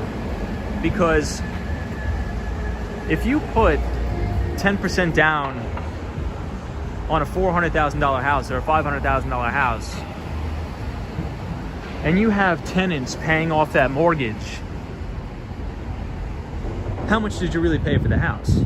Right? Out of your own pocket, you only came out of pocket 10 or 20%, and you're having the tenants pay it down for you. So if you structure something like that as like a house hack, or you buy a duplex or a triplex where you're living in one of the units and renting the other ones out, I think that's a very cost-effective, if not lucrative opportunity, in my opinion. Your name is Tom. Yes, it is. My name is Tom. Guys, I gotta take a little break. We've been skateboarding for about an hour and 20 minutes. Yeah, Turner Smith's has lots of cop cars. There is a lot of cop cars. I'll give you guys a look at 30 Rock right here. Yeah, Gig for Life says, I would rather have concrete than sheetrock. Tom, don't you think the house prices are overcooked? I think everything is pretty overcooked, Gummo Ed. And I think that's due to the Federal Reserve with their artificially low interest rates and easy money policies. Hey, Sunshine New York says, hello, Tom. Hope you're well. Great information. Sunshine New York, always love to have you here. Cosmo Scary says, Tom, do you ever see yourself living abroad, at least temporarily? Yeah, absolutely. 100%, Cosmo. It's one of my goals in life is to do that. Andy Vega Vital says, hey, Tom and chat. Hello from Costa Rica. Me and my wife have been watching your streams for almost a week, and we really enjoy them. We will be in New York City for 2 weeks. Awesome, dude. Andy, well, welcome to the chat. Andy Vega Vital. It's an absolute pleasure to have you here. We love Costa Rica, and I hope you have a phenomenal trip to New York, my friend. That's awesome. Elizabeth says, beautiful views. I like messages like that. It's I'm happy that people get to see a different perspective of the city. And I'm glad that people are not afraid to come to New York, because I feel like the media has done such a terrible job with parading out so much fear. The media is just, it's like a fear parade for New York. So I'm glad that people, hopefully by doing this, you know, not only do we get to talk about finance and investing and things like that, but hopefully this sort of dissipates some of the fear, because you'll see that New York is just a regular place like everywhere else in the world. Hey, Joseph says, I'm from Chile. Hey, Joseph, what's going on? Lars says, good morning from Denmark. What's up, everybody from Denmark? How are you? Roy says, hi, Tom, all mods and all. Hope you're well. Finally, the Met. Yeah, so Roy, we just got done from the Met, and now we're back down on East 49th Street. I would like to live in Spain. Jay Miller says, okay, I'm getting closer. Then you're moving close to Aventura Mall. Hey, Jay Miller, south of that. South of that, pal. We're close, Jay Miller. You're getting close. Hey, Jeremiah says, been there a week ago. I'd love to go back already. Greetings from Argentina. Dude, awesome. I hope you had a great time in New York. Photos from around New York says you were complimented this morning by Walking Commuter. Hey, that's awesome. I like Walking Commuter as well. He seems like a very stand-up guy. James says single-family homes appreciated on an average of 10% per year here in Southern Florida. That's crazy, James. I think that's really crazy. So usually if the Florida real estate market is extremely, extremely volatile. Florida, Miami real estate market is known to have big booms and massive busts. Like during 2008 financial crisis, I think the area that lost the most value in terms of property value was, I think, Southern Florida. And I think that's mainly because historically Florida is not good for jobs. Florida has a terrible job market. But I think that's going to continuously get better. I'm seeing a lot of high-paying, lucrative tech jobs move down to Miami. I'm seeing a lot of investment banking, hedge fund jobs moving down to Southern Florida and Miami. So hopefully the attraction of those jobs in the tech industry will help stabilize the real estate market and hopefully help people and encourage people to raise families in Southern Florida. So we'll see. Kaylee says, I'm gonna go find Tom and skateboard. What's up, Kaylee? So we're here by the St. Patrick's Cathedral right here. Beautiful.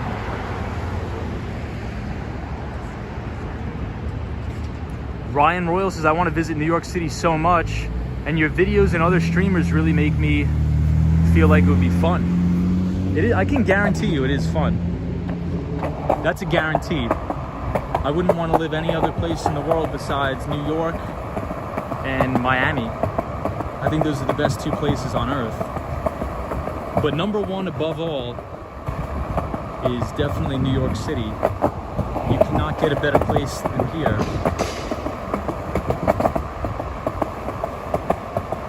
So let's check out the Major Cause statue. We're coming up on Cause. I used to work in the Marsh and McLennan building, and we used to have a cause statue in our building. I'll zoom in on it. Hey, William Travis says, hey Tom, what's up William Travis? Gun Moed says Olympic Towers. Dean says a person can still get a bit of a deal on rent if looking for another apartment or moving here. I think you can too. But I think rents are going back up in New York. I don't think you're gonna get like crazy deals as you used to, but I do think you can still find some deals. Igor, we will pass in front of the Nintendo store just for you. Sunshine New York says yes, there's always banking. James says there's lots of tech and fintech as well.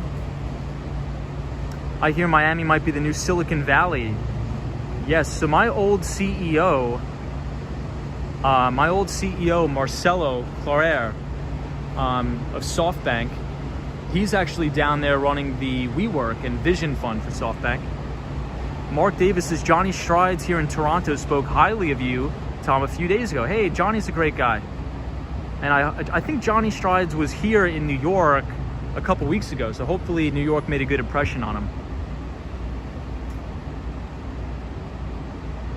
William Travis, how are you? Sydney says hi. What's up, Sydney? DW says, is it worth a Rolex watch that is worth more out the door, worth it? They don't let you sell for a year. I'm not a big watch guy. A lot of my friends buy watches. I'll never understand it. I'm just not a big watch guy, so I can't really advise on that. But one of my friends, like, he spends his entire bonus check on watches. I just don't get it, man. Hey, Storyteller says hello from the Ukraine. We love the Ukraine here. Welcome to all of our Ukrainian viewers. Natasha P, I see you. How are you, Natasha?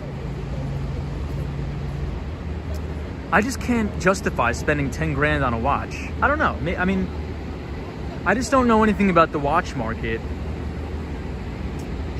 Coinbase headquarters soon to be in Miami, says James. That's awesome. Gerald Lee says Johnny Stride did a collab with Action Kid. I gotta check that out. Lady Coach Explorer says greetings, Tom.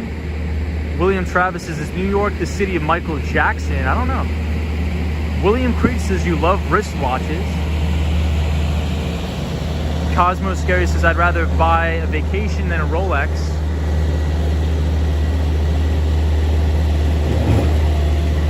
Yeah, Larry says your friends value time. Elon Musk won't buy watches anymore. Interesting.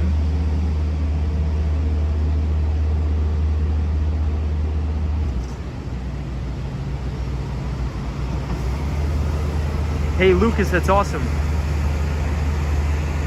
Mr. Clean is AF says come see me in a drift competition. Jay Miller says please don't tell me you're moving. Near 163 Mall, that area is known as God's waiting room for old New York Jews. Not near there. 160th Street Mall is west.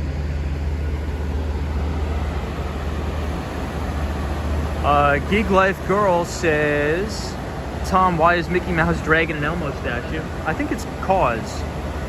Ish Tucker says, what's up, my man? Looks like a nice night for walking. Love seeing how you explain things. I used to be a messenger and loved walking the city streets.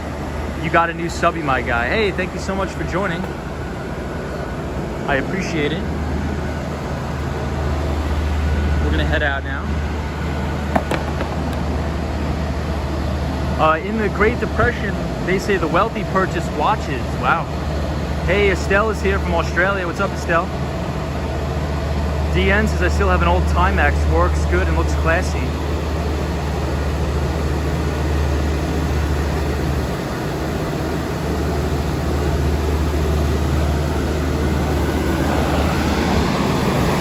With Jay Miller, you're getting close. I just don't want to disclose where I'm gonna be. Hope you understand, but it's a beautiful, beautiful neighborhood. I'm really excited about it. And yeah. So I'll be back and forth between New York and Florida. And I'm really looking forward to saving those income taxes. And we're here at Radio City Music Hall.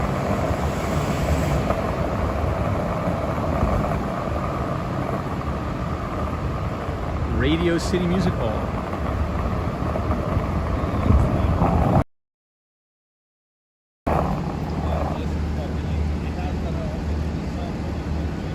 Lady Coach Explores says, lights looking good, Tom. Mary Jace is really enjoying this, seeing all the familiar stuff you read about and now seeing them. Awesome, Mary. It's great. Gunmoed says Bal Harbor. Love Bal Harbor. I'm very close to Bal Harbor. Very, very, very, very close to Bal Harbor.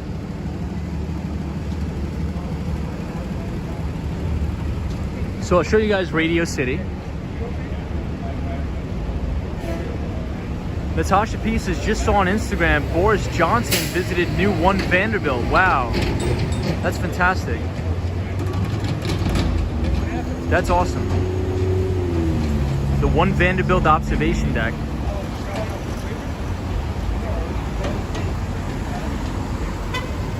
So Boris Johnson, he's a little crazy, but I respect him.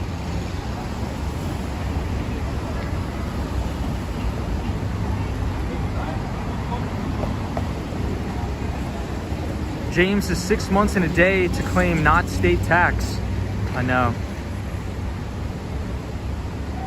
So James, do you live in Florida? I'm assuming you live in Southern Florida. Talking global consumption tax. Interesting. Boris is a character, says Mr. Clean. Says Boris Johnson is a character. Franklin says, good evening, Tom. What's up, Franklin from Brazil? Yeah, I think they're all characters, these politicians. I'm not a big fan of the politicians. Oh, Fort Lauderdale, James, that's awesome. So I'm moving down to Southern Florida, James, for tech. I work in tech, and I have a lot of my buddies that now work in venture capital and private equity, which they all have relocated from New York and New Jersey down there. So I'm going to go down there to, hopefully make some connections and expand the business and save 6.85% on my taxes, plus another 1.3 for the New York City tax.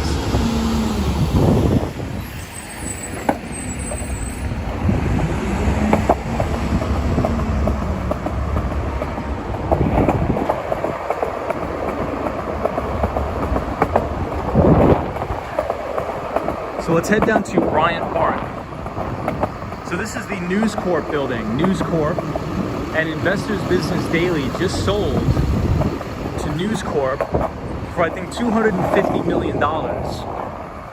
And IBD, or Investors Business Daily, was founded by William J. O'Neill.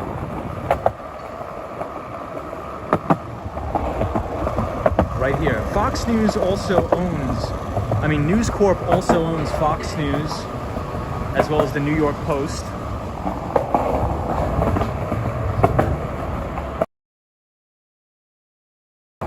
So a very business-oriented company. Right here, we're in the Diamond District, so 47th, 50th Street, Rockefeller Center. Perla says, do you listen to music? Yes, all the time. I listen to music all the time. I love the old classics like Sammy Davis Jr., Frank Sinatra. Mary J says, icky Fox News. Henry Oceanstar says, skateboarding is practical transportation. Estelle says, sounds great. Have a good night. See you next time. Thank you, Estelle. 78 Universal says, Ray. Karina Thompson, how are you? Hey, Clementi says, New York looks awesome. Haven't been in years. James is nice. I love it. I'm in real estate. Awesome, James. That's great, dude. I hope you're making a lot of money. Hope you're being very successful, and I wish you nothing but the best. And I'm happy to be joining you down in Southern Florida for sure. Climate change talks are useless unless it contains talking about world population control. Very interesting take. I'm not sure I agree with that, but very interesting. Jeremy Walker says, Diamond District, this is how I win. Lady Coach Explorer says, Tom, you are smart, so are you. I appreciate you. Cool. So this is the Diamond District. Very nice place. And my old office is right here, the Marsh and McLennan building. And we had D.E. Shaw. I've said this a bunch of times, but we had D.E. Shaw in our building, which is one of the most profitable quantitative hedge funds. Andy says, I'll be lurking, putting you on the TV and enjoying the stream. Thank you. Do you listen to the Odyssey, says Perla? I don't. What is that? Definitely let me know. I'm definitely open. Igor says, what are the days of the show Jimmy Fallon? I think Jimmy Fallon's on every night, isn't he? I'm not too sure. I don't watch too much late night TV, but I think Jimmy Fallon's all right.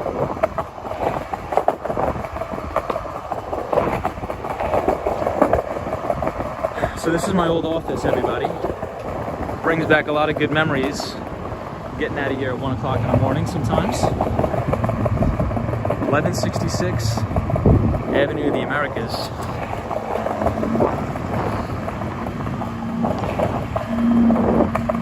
Yep, I used to work right in there many years. So I think Marsh and McLennan unfortunately suffered the second most casualties on 9/11. I believe the first was Cantor Fitzgerald. So in the back of my old office is a big 9/11 memorial.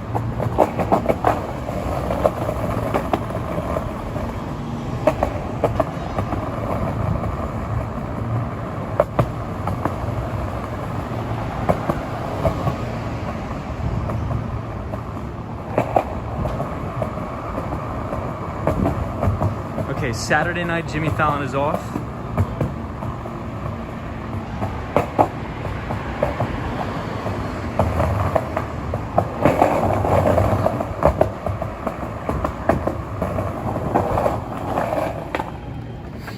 All right.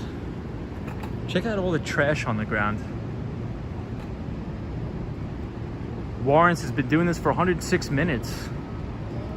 Dixon says, Tom, the bro. In the skate, I can't wait to see other place. Awesome. Hey, Frederico says Argentina. We love Argentina.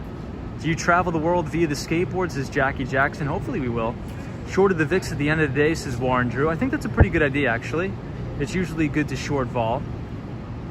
It's usually good to short vol. Days like today, when you had a big bid in the VIX. Fred says night all. Thanks, Tom. Thank you, Fred. Appreciate you. Always good to see you, Fred.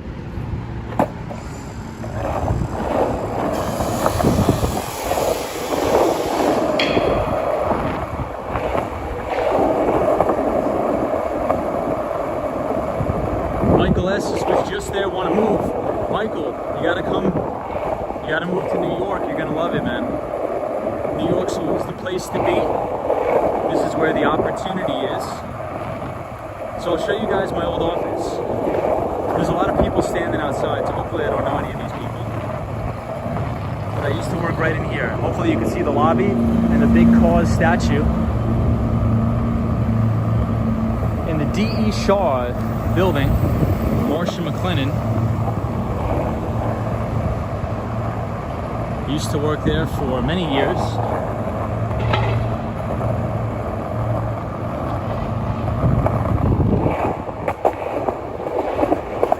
We also had a cause statue in our building too. The minimum wage in the USA, I think, is $7.25, but I believe each individual state has their own minimum wages.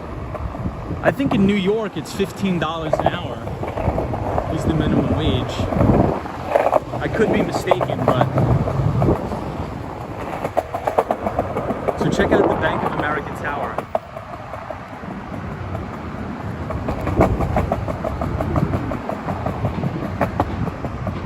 This is Bank of America Tower and the H&M building near Bryant Park.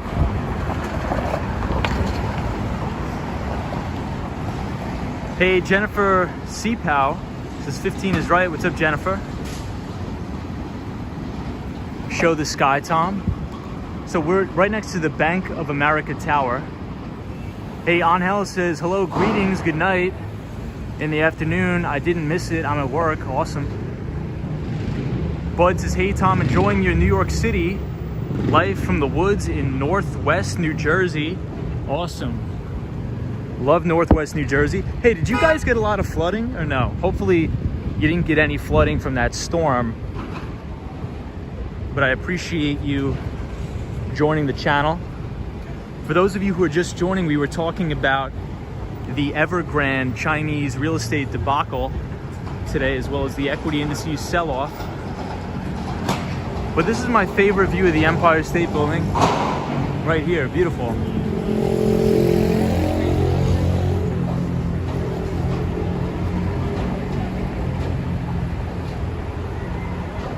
Hey, Jennifer Seapow says, come down to Restaurant Row, you'll pass my apartment. Hey, you know what? I love Becco. Becco is the greatest Italian restaurant, very affordable, fantastic food. So I always frequent Restaurant Row, it's amazing.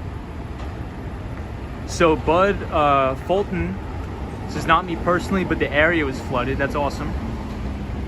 I mean, that's awesome that you didn't get flooded, but it's terrible that other people did. Hey, Julie says, beautiful color green on the Empire State Building.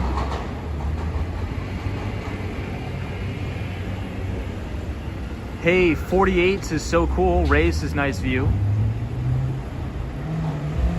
William Travis says, Tom, have you seen anyone famous? Not really. Not really, honestly.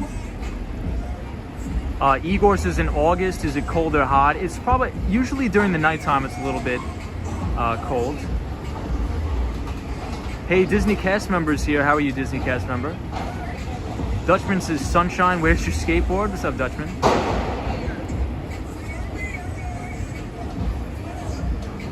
Igor says, in August, is it cold or hot? Usually it's hot in the mornings or the afternoons and freezing in the night. Jay Miller says, thanks, Tom. You work in information security, technical software development enterprise, South Florida, not known for tech jobs. Jay Miller, now it is. So my old CEO, Marcelo, which is now the CEO of WeWork SoftBank. So SoftBank is a Japanese conglomerate run by the founder Masayoshi Son, very famous Japanese investor.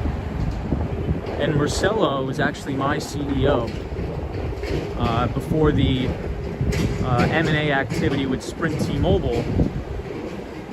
And so now he is leading up a $100 million vision fund to invest into technology companies in Southern Florida. So a lot of my friends who work in tech that are software engineers, and some of them that work in private equity, are actually moving down to Southern Florida now. Hey, Kelber says, I'm Love USA. Awesome. I Revis is here, says, why is the building green today? Roy says, do you have a list of your favorite restaurants? I think Becco is my favorite. If you want Thai food, you can go to Sen on the Upper West Side of Manhattan, S-E-N-N. That's a good one. Hey, Jennifer says, I saw Kelsey Grammer today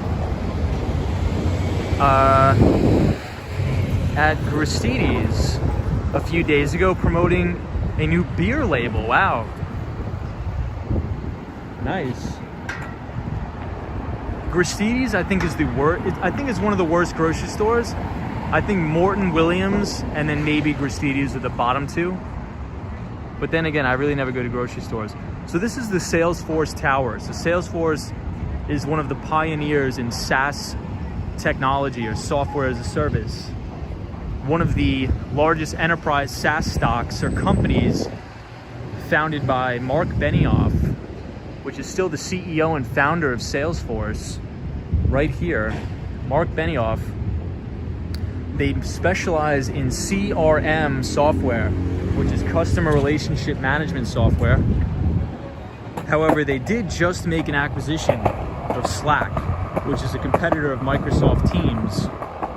And Slack was actually taken public under the ticker symbol WORK, work. But Mark Benioff made the acquisition, and I think it's going to turn out to be a very profitable and good acquisition, in my opinion, contrary to what a lot of people on Wall Street think.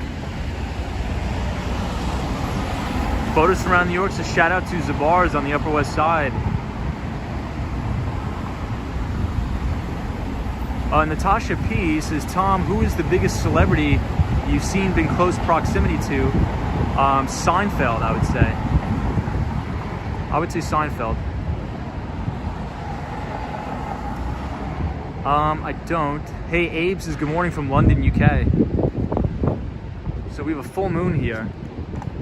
So I used to work on 83rd Street between Amsterdam and Columbus when I was a teenager, and Seinfeld's garage actually used to be right there.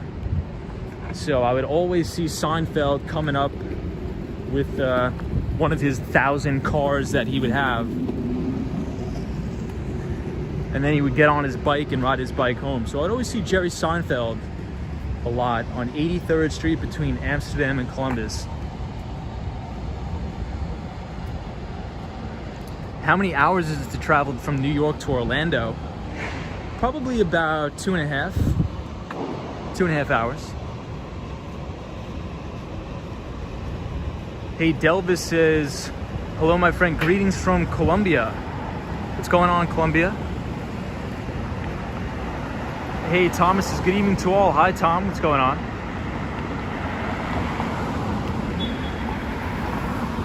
So this is the Bank of China building. Did you ever say hello to Jerry? I have. Yeah, Ronald said, thanks for the info on Seinfeld's garage. No problem. Roy says, Bryant Park. You might check just in case somebody left another Benioff book. Yeah, that is true. So we did find a Mark Benioff book, Trailblazer, in Bryant Park. That's one of my favorite books. If anybody wants to check it out, Trailblazer by Mark Benioff. He details the story about how he went to creating that software company.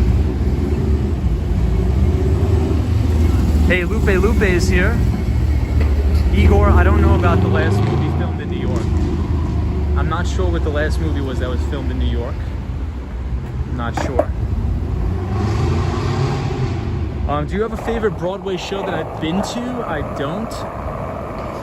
But I did buy tickets to a Broadway show called Hamilton. I bought it for one of my clients. And it was so expensive that I believe I almost got fired for expensing that. Because I think those 2 tickets were something that was just an unbelievable amount. So I was taking one of my clients out to dinner, and I was talking to him. He's like, you know what, I've always wanted to see Hamilton. I always wanted to take my wife or something. He said wife or daughter to see Hamilton. I'm like, dude, I'll get you the tickets. I'm like, no problem. He's like, what? I'm like, absolutely, it's done. Consider it done. I'll get you the tickets to Hamilton. And then I go back to the office, and then I go to buy the tickets and expense it, and I'm like, oh my God, my boss is gonna rip my face off. And he almost did. He almost did rip my face off. But I think it worked out in the end. FA says, do you work in the tech industry? I do. I do work in the tech industry. What about you, FA? Do you work in the tech industry?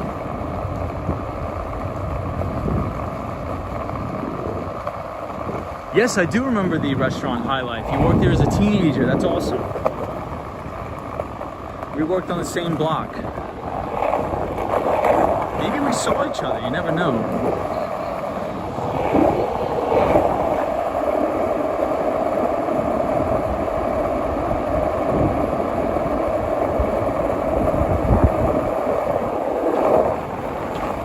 Maybe we did see each other. Disney cast member, fellow Long Islander. Hope you're well, Disney.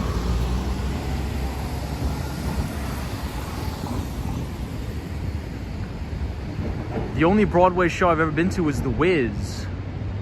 Very nice. Kim Grant says Hamilton is now on Disney Plus. It's worth the watch for sure.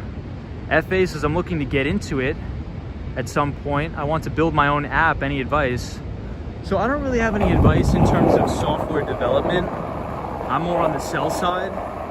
So software sales, tech sales tends to be very lucrative. But the only piece of advice that I would offer if you're looking to get into tech sales is make sure you're not getting into a declining industry. You want to make sure you're selling software or a product or service that has extremely high demand in the marketplace. So I would recommend cybersecurity companies because, you know, every time I have a conversation with the CIO, Chief Information Officer, Chief Technology Officer of a company, you know, if you're not at least spending 10% of your overall budget on cybersecurity, and God forbid something happens, you're definitely going to get fired. So working at a Zscaler, Okta, CrowdStrike, something like that, Fortinet, Symantec, I think any of those startup SaaS cybersecurity companies can offer incredibly lucrative careers.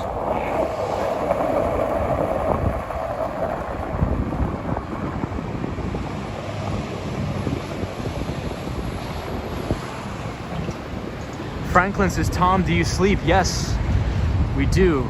We do sleep. So here's the Empire.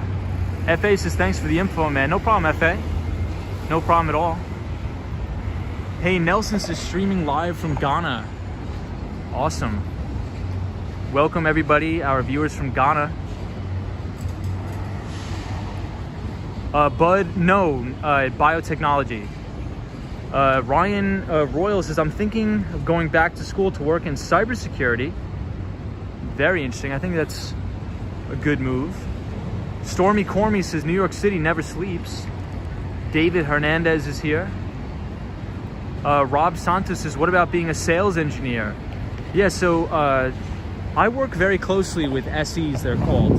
So you have AEs, which stands for an account executive, and then you have SE, which is sales engineer. Usually the sales engineers tend to have higher salaries, but they tend to not make as much in commissions because usually they're just for support and implementation. They're not actually selling the software or the product. So they make a little bit less, but you'll still make a very good living. But if you're good at sales, you know, and you're an AE and you're just coming out of college, yourself a very, very good lucrative career, definitely. The Tando says, what about starting your own tech company? I think it's a good idea, go for it. Swing Boxes, what's up, Swing Boxes?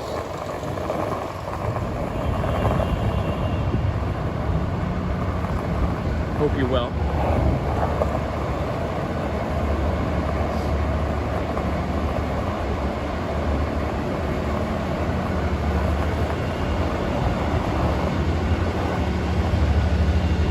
I think we may have to take a detour.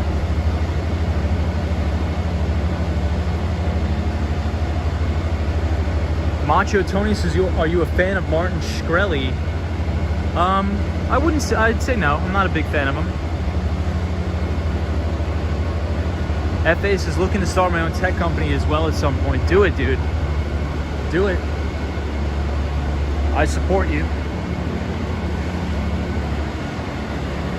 Hey, Samir says, what type of degree do you take for tech sales?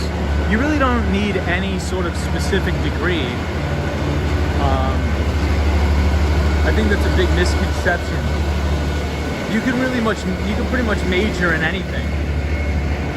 Just to give you an example, I majored in criminal justice and economics, and I went into tech sales. So I think it's pretty irrelevant, your major, honestly. Learning. You don't really get much experience in college. You just learn the basics. Even if you go into investment banking, you know, there's a lot of English majors in investment banking. There's a lot. So I really think that the degree you have doesn't matter as much, but if I had to do it all over again, I would have probably done some sort of computer science degree, in my opinion. Do you live stream around New York City often? I just subscribed. Yes, so every Monday through Friday, we live stream and we talk about specific financial topics. And then Saturday and Sunday, we just sort of cruise around. So today's topic was Evergrande. So we talked about the Chinese real estate debacle. Evergrande, I gave my thoughts. And we also talked about the broad-based equities sell-off today. We covered that. But yeah, usually we try to stream 5 days a week. And on the weekdays, we try to have specific topics to cover and talk about. So I'm happy to have you here. Thank you so much. Cosmo Scary says, I wish I did a computer science degree. I have a useless marketing degree now. Well, Cosmo, it's only useless if you think it's useless. Hey, Samir Josie says, oh, interesting. Thanks for the info. No problem, Samir. I attended CUNY John Jay. I studied criminal justice and economics too. Hey, that's where I went. I went to John Jay College of Criminal Justice as well.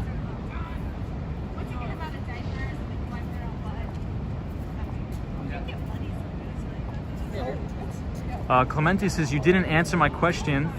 Where are the Twin Towers located? All the way in Lower Manhattan, but they are no longer there.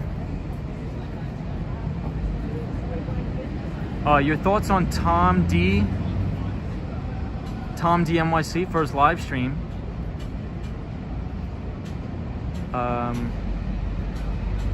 But Macho Tony, no, I'm not a big fan of Martin Shkreli, no, wouldn't say. Hey, Yash Kumar, what's going on, Yash? Rob says, do a lot of AEs and SEs in software sales live in Manhattan? A lot, yes, a lot. Abe says, I will watch the videos from the beginning after this. Is Abe? What's up, Abe? Hey, class of 2015. I was class of 2018, I think. Class of 2018.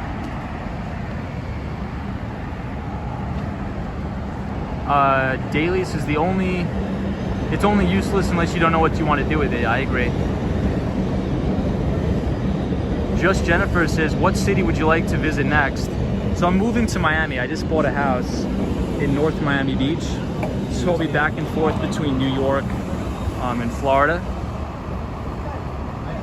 Jay Miller says, hey Tom, I disagree, but formal education such as a master's or PhD in computer science is required for many positions in today's environment, says Jay Miller. Not really for software sales. I mean, we were talking about software sales, but computer science is definitely probably number one. But if we're just talking about, I think the question was, he asked me about computer sale. I mean, he asked me about software sales. And you could have any sort of really degree for software sales. But I think, you know, if you want to break into finance and you want to work at like a quantitative trading firm, like a Two Sigma or Citadel Securities, then yeah, they'll probably only hire kids with, you know, PhDs from Stanford and physics and things like that. But if you're just doing software sales, you could pretty much major in anything. You know, I did econ and criminal justice, and I took some forensic accounting classes, and I had no problem. California is still top in tech, right? Yeah, so Silicon Valley, I think it'll always be a big tech hub. I think it'll always be a big tech hub. Should I go back to school and study cybersecurity? So here's what I would do. I mean, if anybody's thinking of going back to school, I would never pay for school myself. I think that's kind of crazy. If you have a job, your company will probably offer you tuition reimbursement. So if you work for a big company, you could probably have your employer pay for your education, or at least reimburse you for it.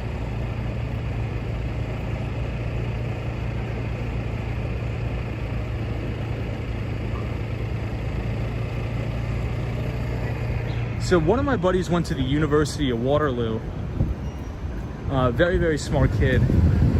He went to the University of Waterloo and did computer science. And he now works at Jump Trading. He's a quantitative researcher at Jump Trading.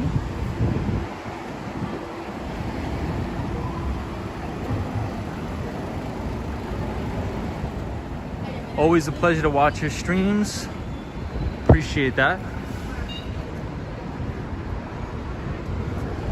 Yeah, but if I had to do it over again, I'd probably do some sort of CS major. Hey, Charlie says, I rather work and study at the same time. I agree. A lot of companies will do tuition reimbursement. Yeah, there's tons of schools, Ronald, that are picky. There's tons of companies that are picky about what school you go to. Pretty much all the investment banks. The degree requirement environment is waning. I mean, if you wanted like a very, very high paying job in like engineering, you gotta have a degree.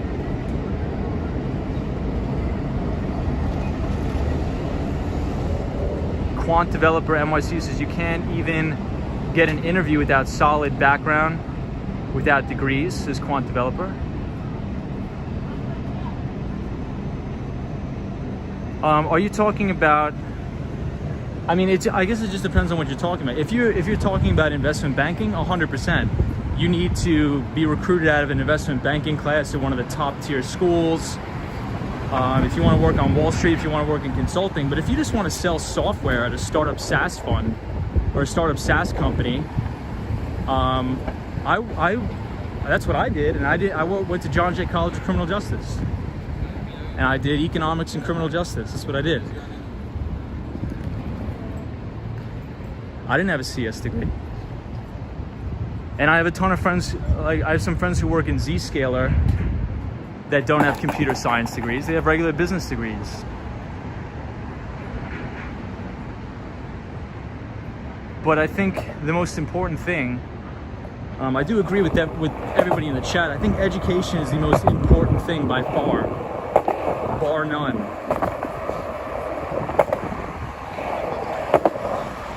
And again, if I had to do it again, I would probably do a computer science degree or study cybersecurity.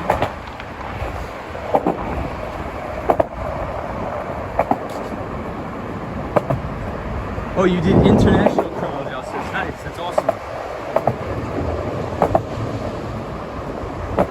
Rob Santos says, I can confirm you don't need a CS degree to be an AE to do software sales, and it is lucrative as long as you are good at selling.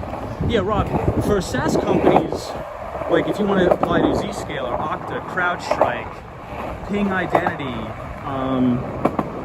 Symantec, Oracle, Salesforce, they'll take you if you just go to a regular college, you get a bachelor's degree, you have decent grades, you played sports, if you're good at selling, if you did a lot of internships. You don't need to go to Harvard just to sell SaaS. Maybe to be an engineer, in engineering, absolutely.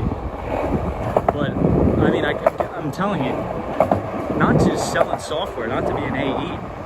No way.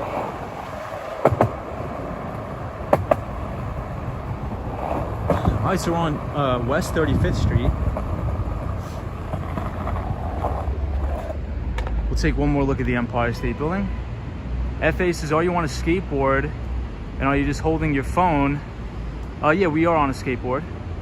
Hey, Quant Developer NYC says, good night, everybody. Appreciate you joining Quant Developer NYC. Says, thanks for the tour. Really appreciate the fact your conversation isn't laced with profanity. Don't wear out those new wheels. No problem. Yeah, no profanity. Definitely not. Yeah, so Rob Santos, do you work in SaaS or software? Did law school ever cross your mind since we went to John Jay? No, what I wanted to do is I wanted to be in the NYPD. So I believe my academy class was the 2018 NYPD Academy.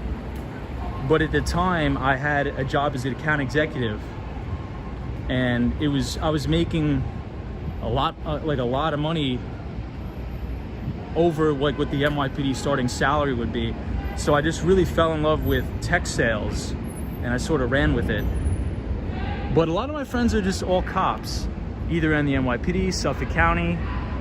I think I have one friend who's going to law school at Fordham. But what about you? Rob says, yeah, I do, and considering moving to New York. Rob, you should do it, man. New York's a great place, and I think New York will always have a very strong job market. Very, very strong.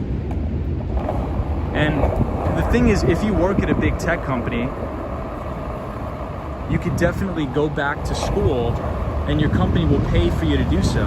Like if you work at Salesforce as an account executive, they have a great tuition reimbursement program. Quan says, you sound like a cop.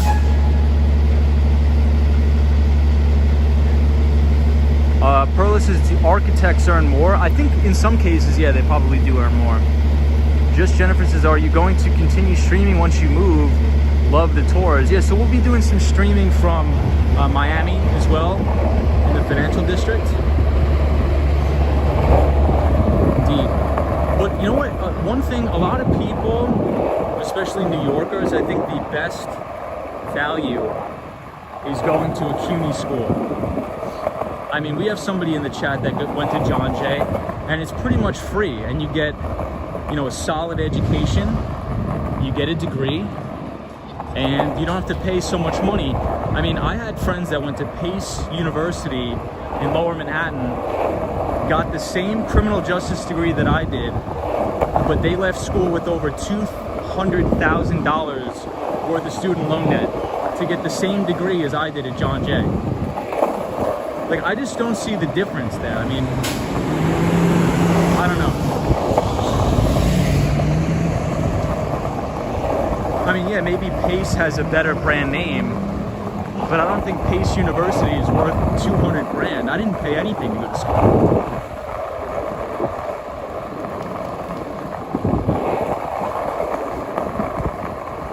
I think it just all depends how hard you work.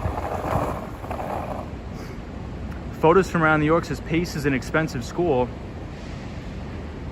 Skate Bro been skating 2 hours. Wow. Geez, we have been skating. Hey, Charlie says, is remote work allowed at companies? I think some companies it definitely is.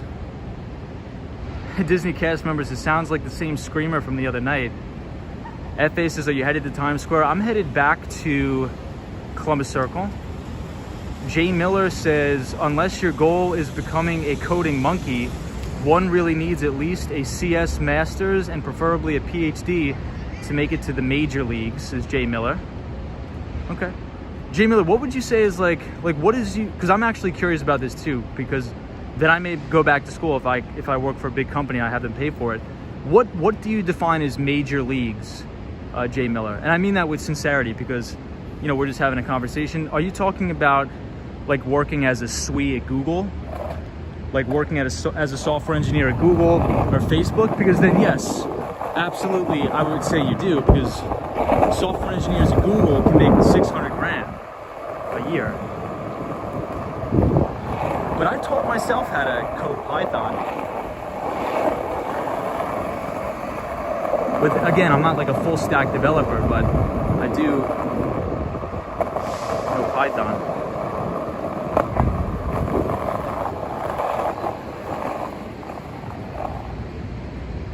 Any tips of being a successful account executive? You have to get in front of as many people as possible, and don't just pick up the phone and call them. Get out in front of them, set meetings, take them out to dinner, get to know your clients, and be genuine. Don't let the pressure from your managers to sell things get to you. Always think about your customer first. The customer always comes first.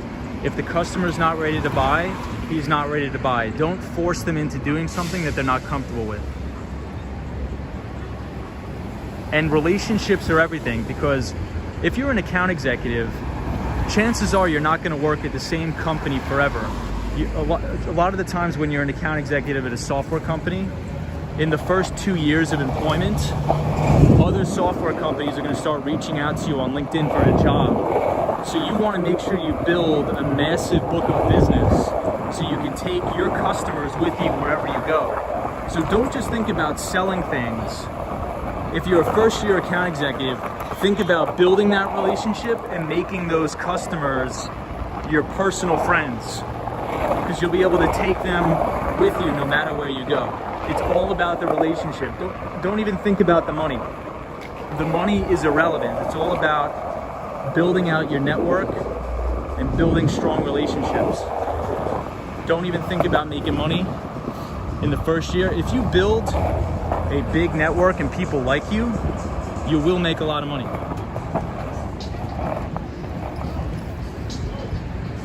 Hey, Ashley Peace is my mom studying UX design.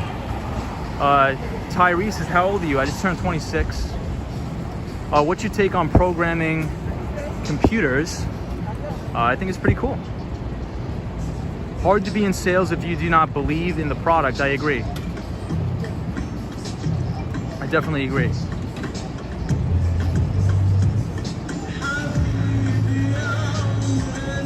Go to a free school, then in your final year switch to a decent reputable school. Hey, that's a very good idea, very good idea.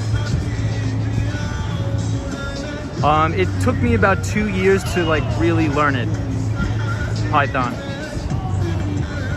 Yeah, systems architects and project managers make really good money as well.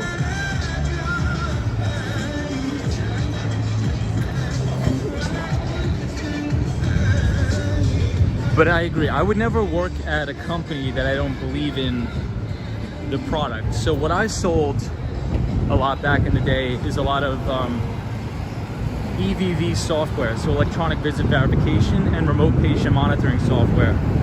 So for me, I believed in the product because I saw the impact it had on patients, and I saw the impact it had on the home health aides. And I saw the impact it had on the actual companies to reduce their employee turnover and increase their employee retention. And with the remote patient monitoring products and software, you know, we were proven to keep a lot of elderly people out of the hospitals. So the remittance rates on average would decline by upwards of 60%. Because what a lot of people don't understand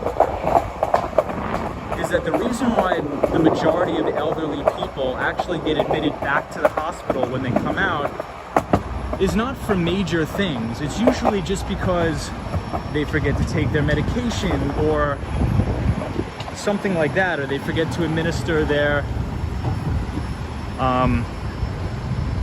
medications, or if they're a diabetic, if they forget to take their insulin.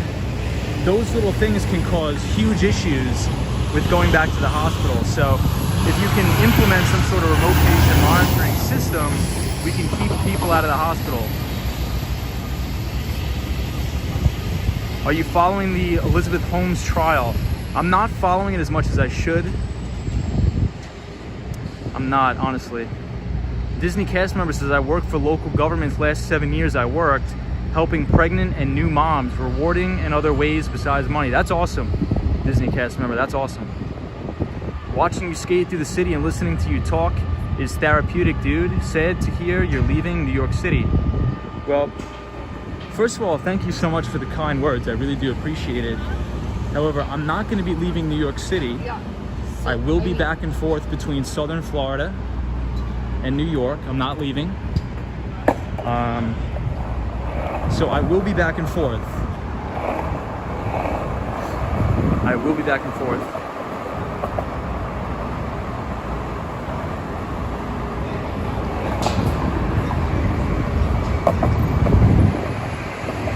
BTS in New York. 안녕하세요. 안녕하세요. 이름이 뭐예요? 이름이 뭐예요?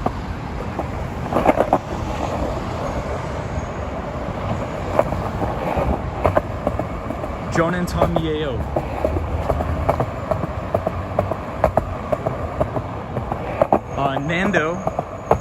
Nando says, do I have an Instagram? Yes. I don't really use it, but you can follow me in the link in the descriptions. I think you can follow me on Twitter or Instagram, but I really only post my equity research, but you're more than welcome to follow for sure. Sunshine New York says we will be getting live streams from Florida indeed.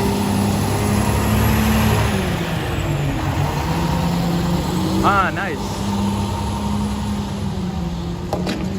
저는 미국 사람이에요. 저는 뉴욕 사람이에요.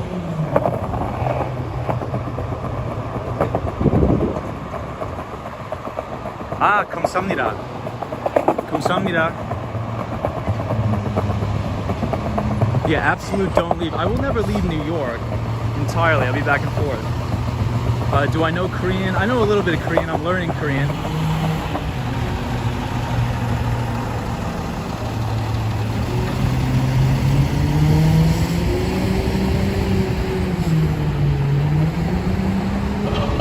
Hey, Roy.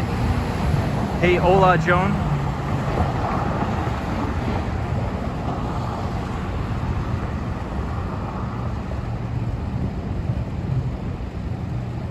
AI says, hey Tom, I admire you for moving to Florida and living between two cities. I've been living in the same city for years and would love to move but feel stuck. Got comfortable and forgot how to take risks, says AI. Show your skateboard. So AI, I think that's a very good point. So what I try to do with myself is anytime that I feel comfortable, because I'm very, very comfortable here in Manhattan. I'm very comfortable in my apartment. But, you know, I think when you're young, you gotta take risk. You gotta be an absolute risk-on environment, because what I've found is when you start to take risks, and I'm not just saying take irrational risks, but I'm talking about calculated risk, it forces yourself to be more responsible and to, I don't really know the correct word for it, but I guess level up in life. So, you know, if you take on more responsibilities, you know, you're probably going to, you know, maybe take your work a little bit seriously. You know, maybe you're not going to go out as much on the weekends. You know, maybe you'll stay in and you'll study and try to acquire new clients or learn new skills. So every time I get comfortable, I always immediately try to make myself as uncomfortable as possible. Not in a bad way, but just do things that I know I should do, that I'm a little bit nervous about, but I know it'll be in my best interest over the long term. But that's something I struggled with for a long time too, and I still struggle with it today.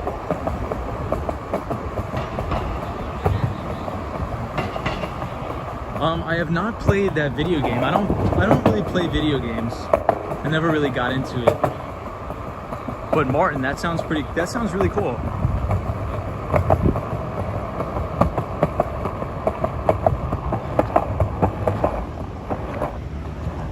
Hey, Ronald says, how the CPM cost per milli, considering you cover both financial discussions and walking live streams.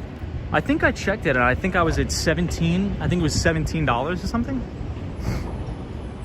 Clay G says, I love this channel. Your insights on the market were 1000% spot on for today. Hey, Clay G. That's awesome. I really do appreciate everybody with the kind words. I think one of the reasons why I really like live streaming is because I get to meet so many different people from so many different backgrounds from all over the world. So I appreciate everybody that's been tuning in. And it's cool I got to meet a fellow John Jay alumni tonight. That's awesome. I had a lot of fun at John Jay. Was I born in New York? Yes. Hey, from Korea. 저는 한국 사람이에요. 저는 미국 사람이에요.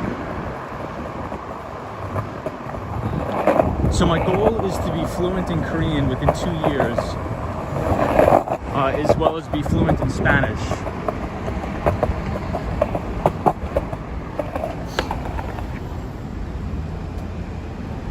Will you skate Central Park? Yes, we have.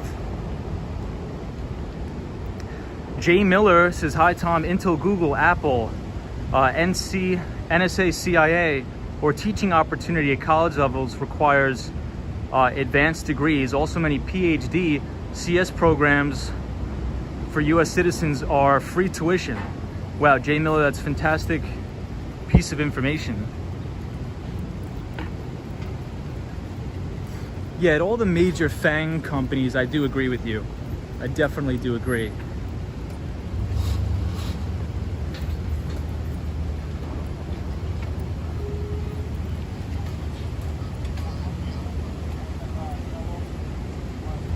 John Jay paid off. I work in the Fed now. Awesome, dude. That's great. Yeah, a lot of John Jay students go on to work in law enforcement, so I have much respect to everybody.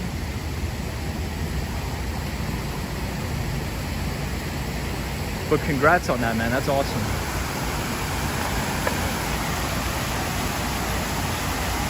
Random question, Shake Shack or In-N-Out Burger? Five Guys. Hey, Def Rock, Jersey.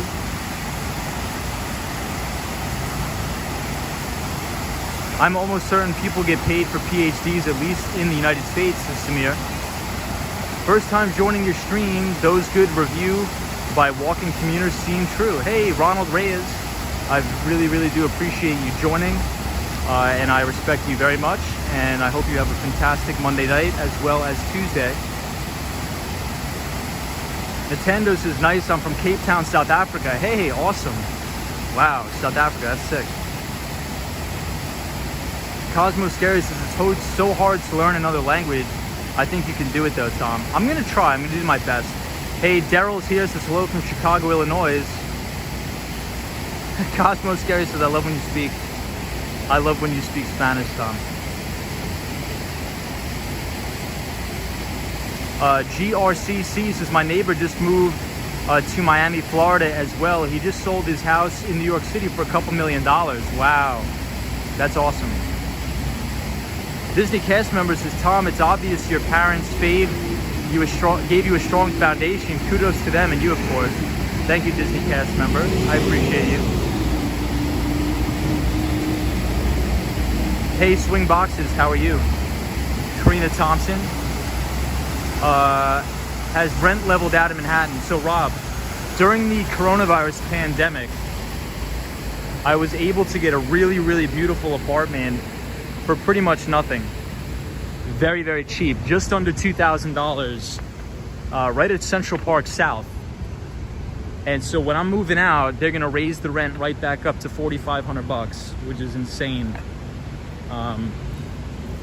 But I put, last year when I signed the lease, I put in the contract, I said if I want to renew, I could renew for $2,100. But I'm like, I mean, I think it's time to buy something, because rates are extremely low, and I could have the tenants pay off the mortgage. So essentially, it'll like be getting a free house, and I could have all the tax benefits and the depreciation to go along with it. So if I'm saving 6.85% plus the 1.7 New York City tax, and I'm living for free, I mean, it's sort of like you have to bite the bullet and do what's best for the business. So I'm kind of sad I'm leaving, but you know, we'll figure it out. We'll get it done. I'll be back and forth. But I mean, we're talking about, you know, a lot, like, compounded over time. That's a significant amount of money saved.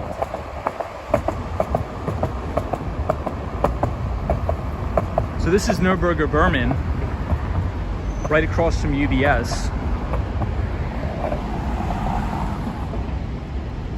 Hey, Brad says, I just got signed to 10 major EDM labels during this pandemic. Staying focused, not letting the pandemic get to me.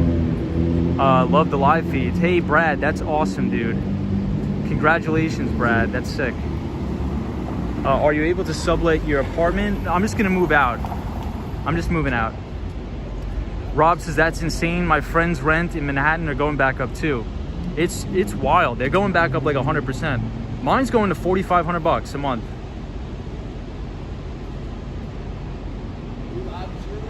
Thomas says, yeah. You too. Thomas says, wow, the pinkish slash purplish tint from Radio City is beautiful. Ren says, you're gonna miss New York your first week away. I know, trust me, I'm trying not to think about it. Mojav26 says, I'm thinking about moving abroad so that my children won't have to deal with the modern American astronomical prices of healthcare and college. It is definitely a problem. Will you hire a property manager? So I don't think I'm gonna hire a property manager. So what I'm thinking about doing is, it's a single family house. However, I can get permits to zone it for a 2-family. So what I'm gonna do is I'm gonna build a wall and I'm gonna section off the house so it'll be a legal 2-family, in which case I could rent out one side and then I could rent out the other side to myself. So since I'm an S corporation, I could rent out the other side to myself, which would be 100% business write-off because I'm renting it out as an office space, which I am. And then I will collect income from the tenant, which should cover the mortgage 100%. However, if I rent out all of the rooms, it should cash flow about $200 over the mortgage. But so give or take. And if inflation is running 4%, the CPI, we just got I think a 5.4 print. And I think my interest rate on my mortgage is 2.9. So the money is free. It's free money.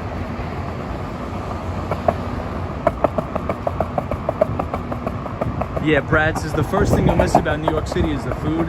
I'm gonna miss it so bad, but I think it's one of those things, I gotta do it for long-term gain, because if I can build equity in the house, then I want to take the equity out of that property to purchase something in New York. You know, maybe like a multi-family building in Queens or Brooklyn, something like that. So I'll also have, you know, a place to stay in New York.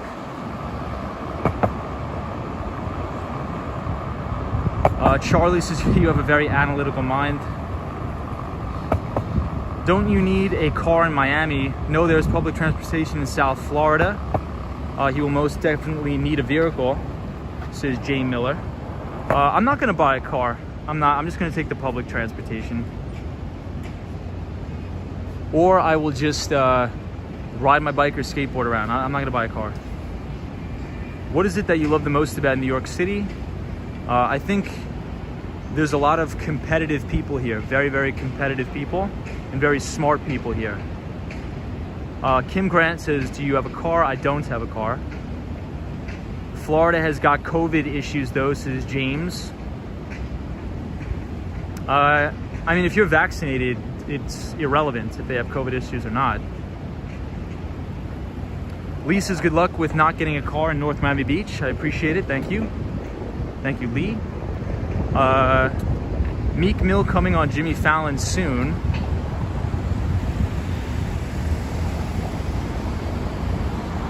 I just don't want the liability of a car. I just don't like cars.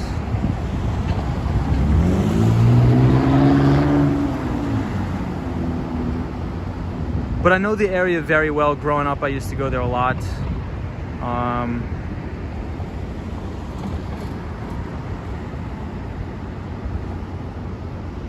What's my favorite song right now? I just listen to a lot of like the Rat Pack, very old classics. But yeah, I wouldn't be opposed to moving abroad either. I really want to live in Spain. AI says, Tom, when you're a billionaire, we will be able to say we knew you as Wall Street Scapegoat. I won't, trust me. I will never.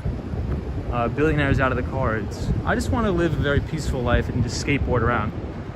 I don't really like a lot of materialistic things. The only thing I really need, guys, is just a skateboard. I don't want a car. I don't want anything. I just want to be able to skate around, read the paper, and just hang out, you know? Grow the business. Or buy a horse. The only thing, so the one thing I will miss about New York has fantastic healthcare. Florida does not have good healthcare at all. At all. So that is one thing I'm going to regret about leaving New York. Because New York, we have the best healthcare, hands down, in New York. Hands down. You cannot even compare it anywhere.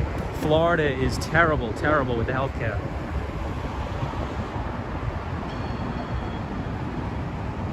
Yeah, James says, but you have to clean up the road apples. AIs is a simple, good life. I can appreciate that. Yeah, I think I'm just a very simple person. I don't know. Hey, Roxanne Robles, thank you so much. Roxanne, I appreciate it. Thank you very, very much. Roxanne, you're great. I appreciate you very, very much. Then you will donate millions to charities. I'm thinking about, I'll probably set up some sort of charitable trust down the line. Brad says, you'll definitely love Miami. Just stay away from the tourist places like South Beach / Ocean Drive. Yes, Miami has excellent public transportation. Yeah, Brad, that's one thing. So I don't like South Beach at all. I went there once. It just wasn't my vibe. That's why I like North Miami Beach. I understand the place where I bought the property is a very, very quiet community, mainly elderly Cuban immigrants as well as Haitian immigrants, and it's very quiet. It fits my personality well. I'm not a big partier. I don't like partying. But yeah, a lot of people said, don't move to Florida because COVID's out of control. But I mean, that's the point of the vaccine. If you get the COVID vaccine, it doesn't matter if everybody around you has COVID, you have the vaccine. So, and if I get COVID, it's irrelevant. It's going to be like having the common cold because I have the vaccine. So as long as you're vaccinated, you're fine. You can live a normal life.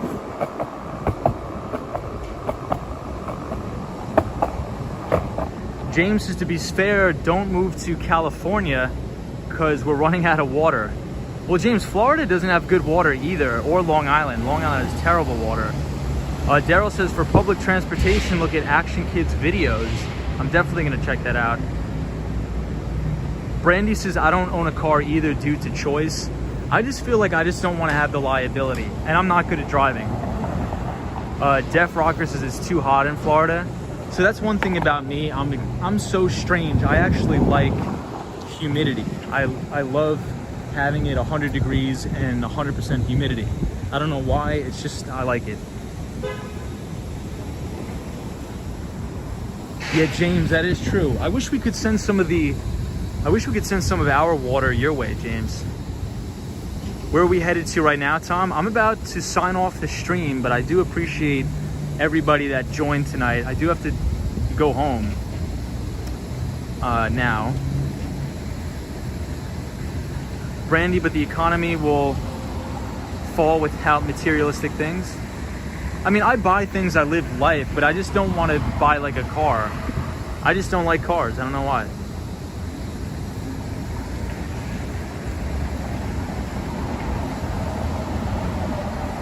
Roxanne says, you're so right. Cosmos Scary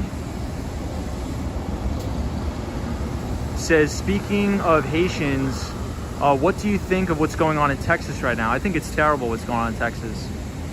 I think it's terrible. James says, if Trump and Biden had their act together, we would have free healthcare by now.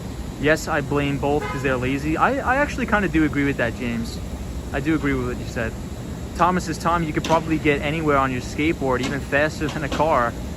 A lot less overhead. And my carbon footprint's probably next to nothing. So I'm pretty environmentally friendly. Come to India sometimes. There's good food here too. I want to visit India a lot. GRC says, yeah, very smart people from all around the world. You might meet hedge fund managers at Starbucks in Midtown.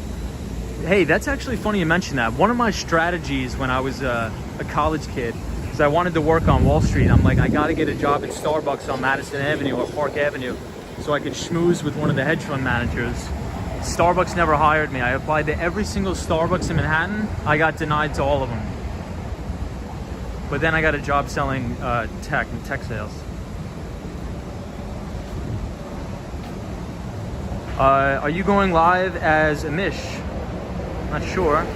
Golf says, thanks for taking the time this evening. A scooter is also great to get around. That is true. 48 is getting really late for you there, Tom. I can't drive a car as well. Never have and never will. Yeah, you don't really need cars in New York. Am I a fan of e-bikes? I am. Thomas says, Tom, thank you. You are such a blessing to all of us. Have a good night. You guys are a blessing to me as well. All right, guys, I got to run. Everybody have a safe and productive Tuesday. Be safe, and I will see you all tomorrow. Let's watch futures tomorrow. So if anybody is watching the stock market tomorrow, here's the major things we always watch. You got to watch the Dixie or the dollar. Let's see if we have weakness in the dollar. If we have weakness in the dollar, that's stock market positive. Watch crude oil. The ticker symbol CL is crude oil futures. 9 times out of 10, if crude oil is getting a bid or it's going higher, that is stock market positive. And let's also watch the VIX. If the VIX continues to sell off, that's stock market positive. If we get a big bid in the VIX, stock market negative. So I'll see you all in the next one. If you are new to the stream, feel free to subscribe, leave a like. Elizabeth, thank you for joining. Disney cast member, you're the best. Appreciate you. Darren says, hello, Tom. Good luck with your adventures. You will miss New York. I missed New York the last time I was there with my wife in 2018. It's the best city. Thank you, Darren. Charlie, thank you. Gerald Lee says, good night, Tom. Thanks for another solid stream. Appreciate you, Gerald. 48 says, have a great night, Tom. Sleep well. AI says, good night, all. Penrose, appreciate you. Roy, Jay, Sunshine After Rain, Zap Allen, everybody that's been joining. Golf, appreciate you. Friendship Lights, Darren, Abe Blessed, Jackie Jackson, Omar K. I appreciate all of you. Just Jennifer. Be safe, everybody. Be positive. And as always, I'll see you in the next stream. Take it easy. And Ren, you too. And Samuel. Photos from around New York. All right, guys, take it easy.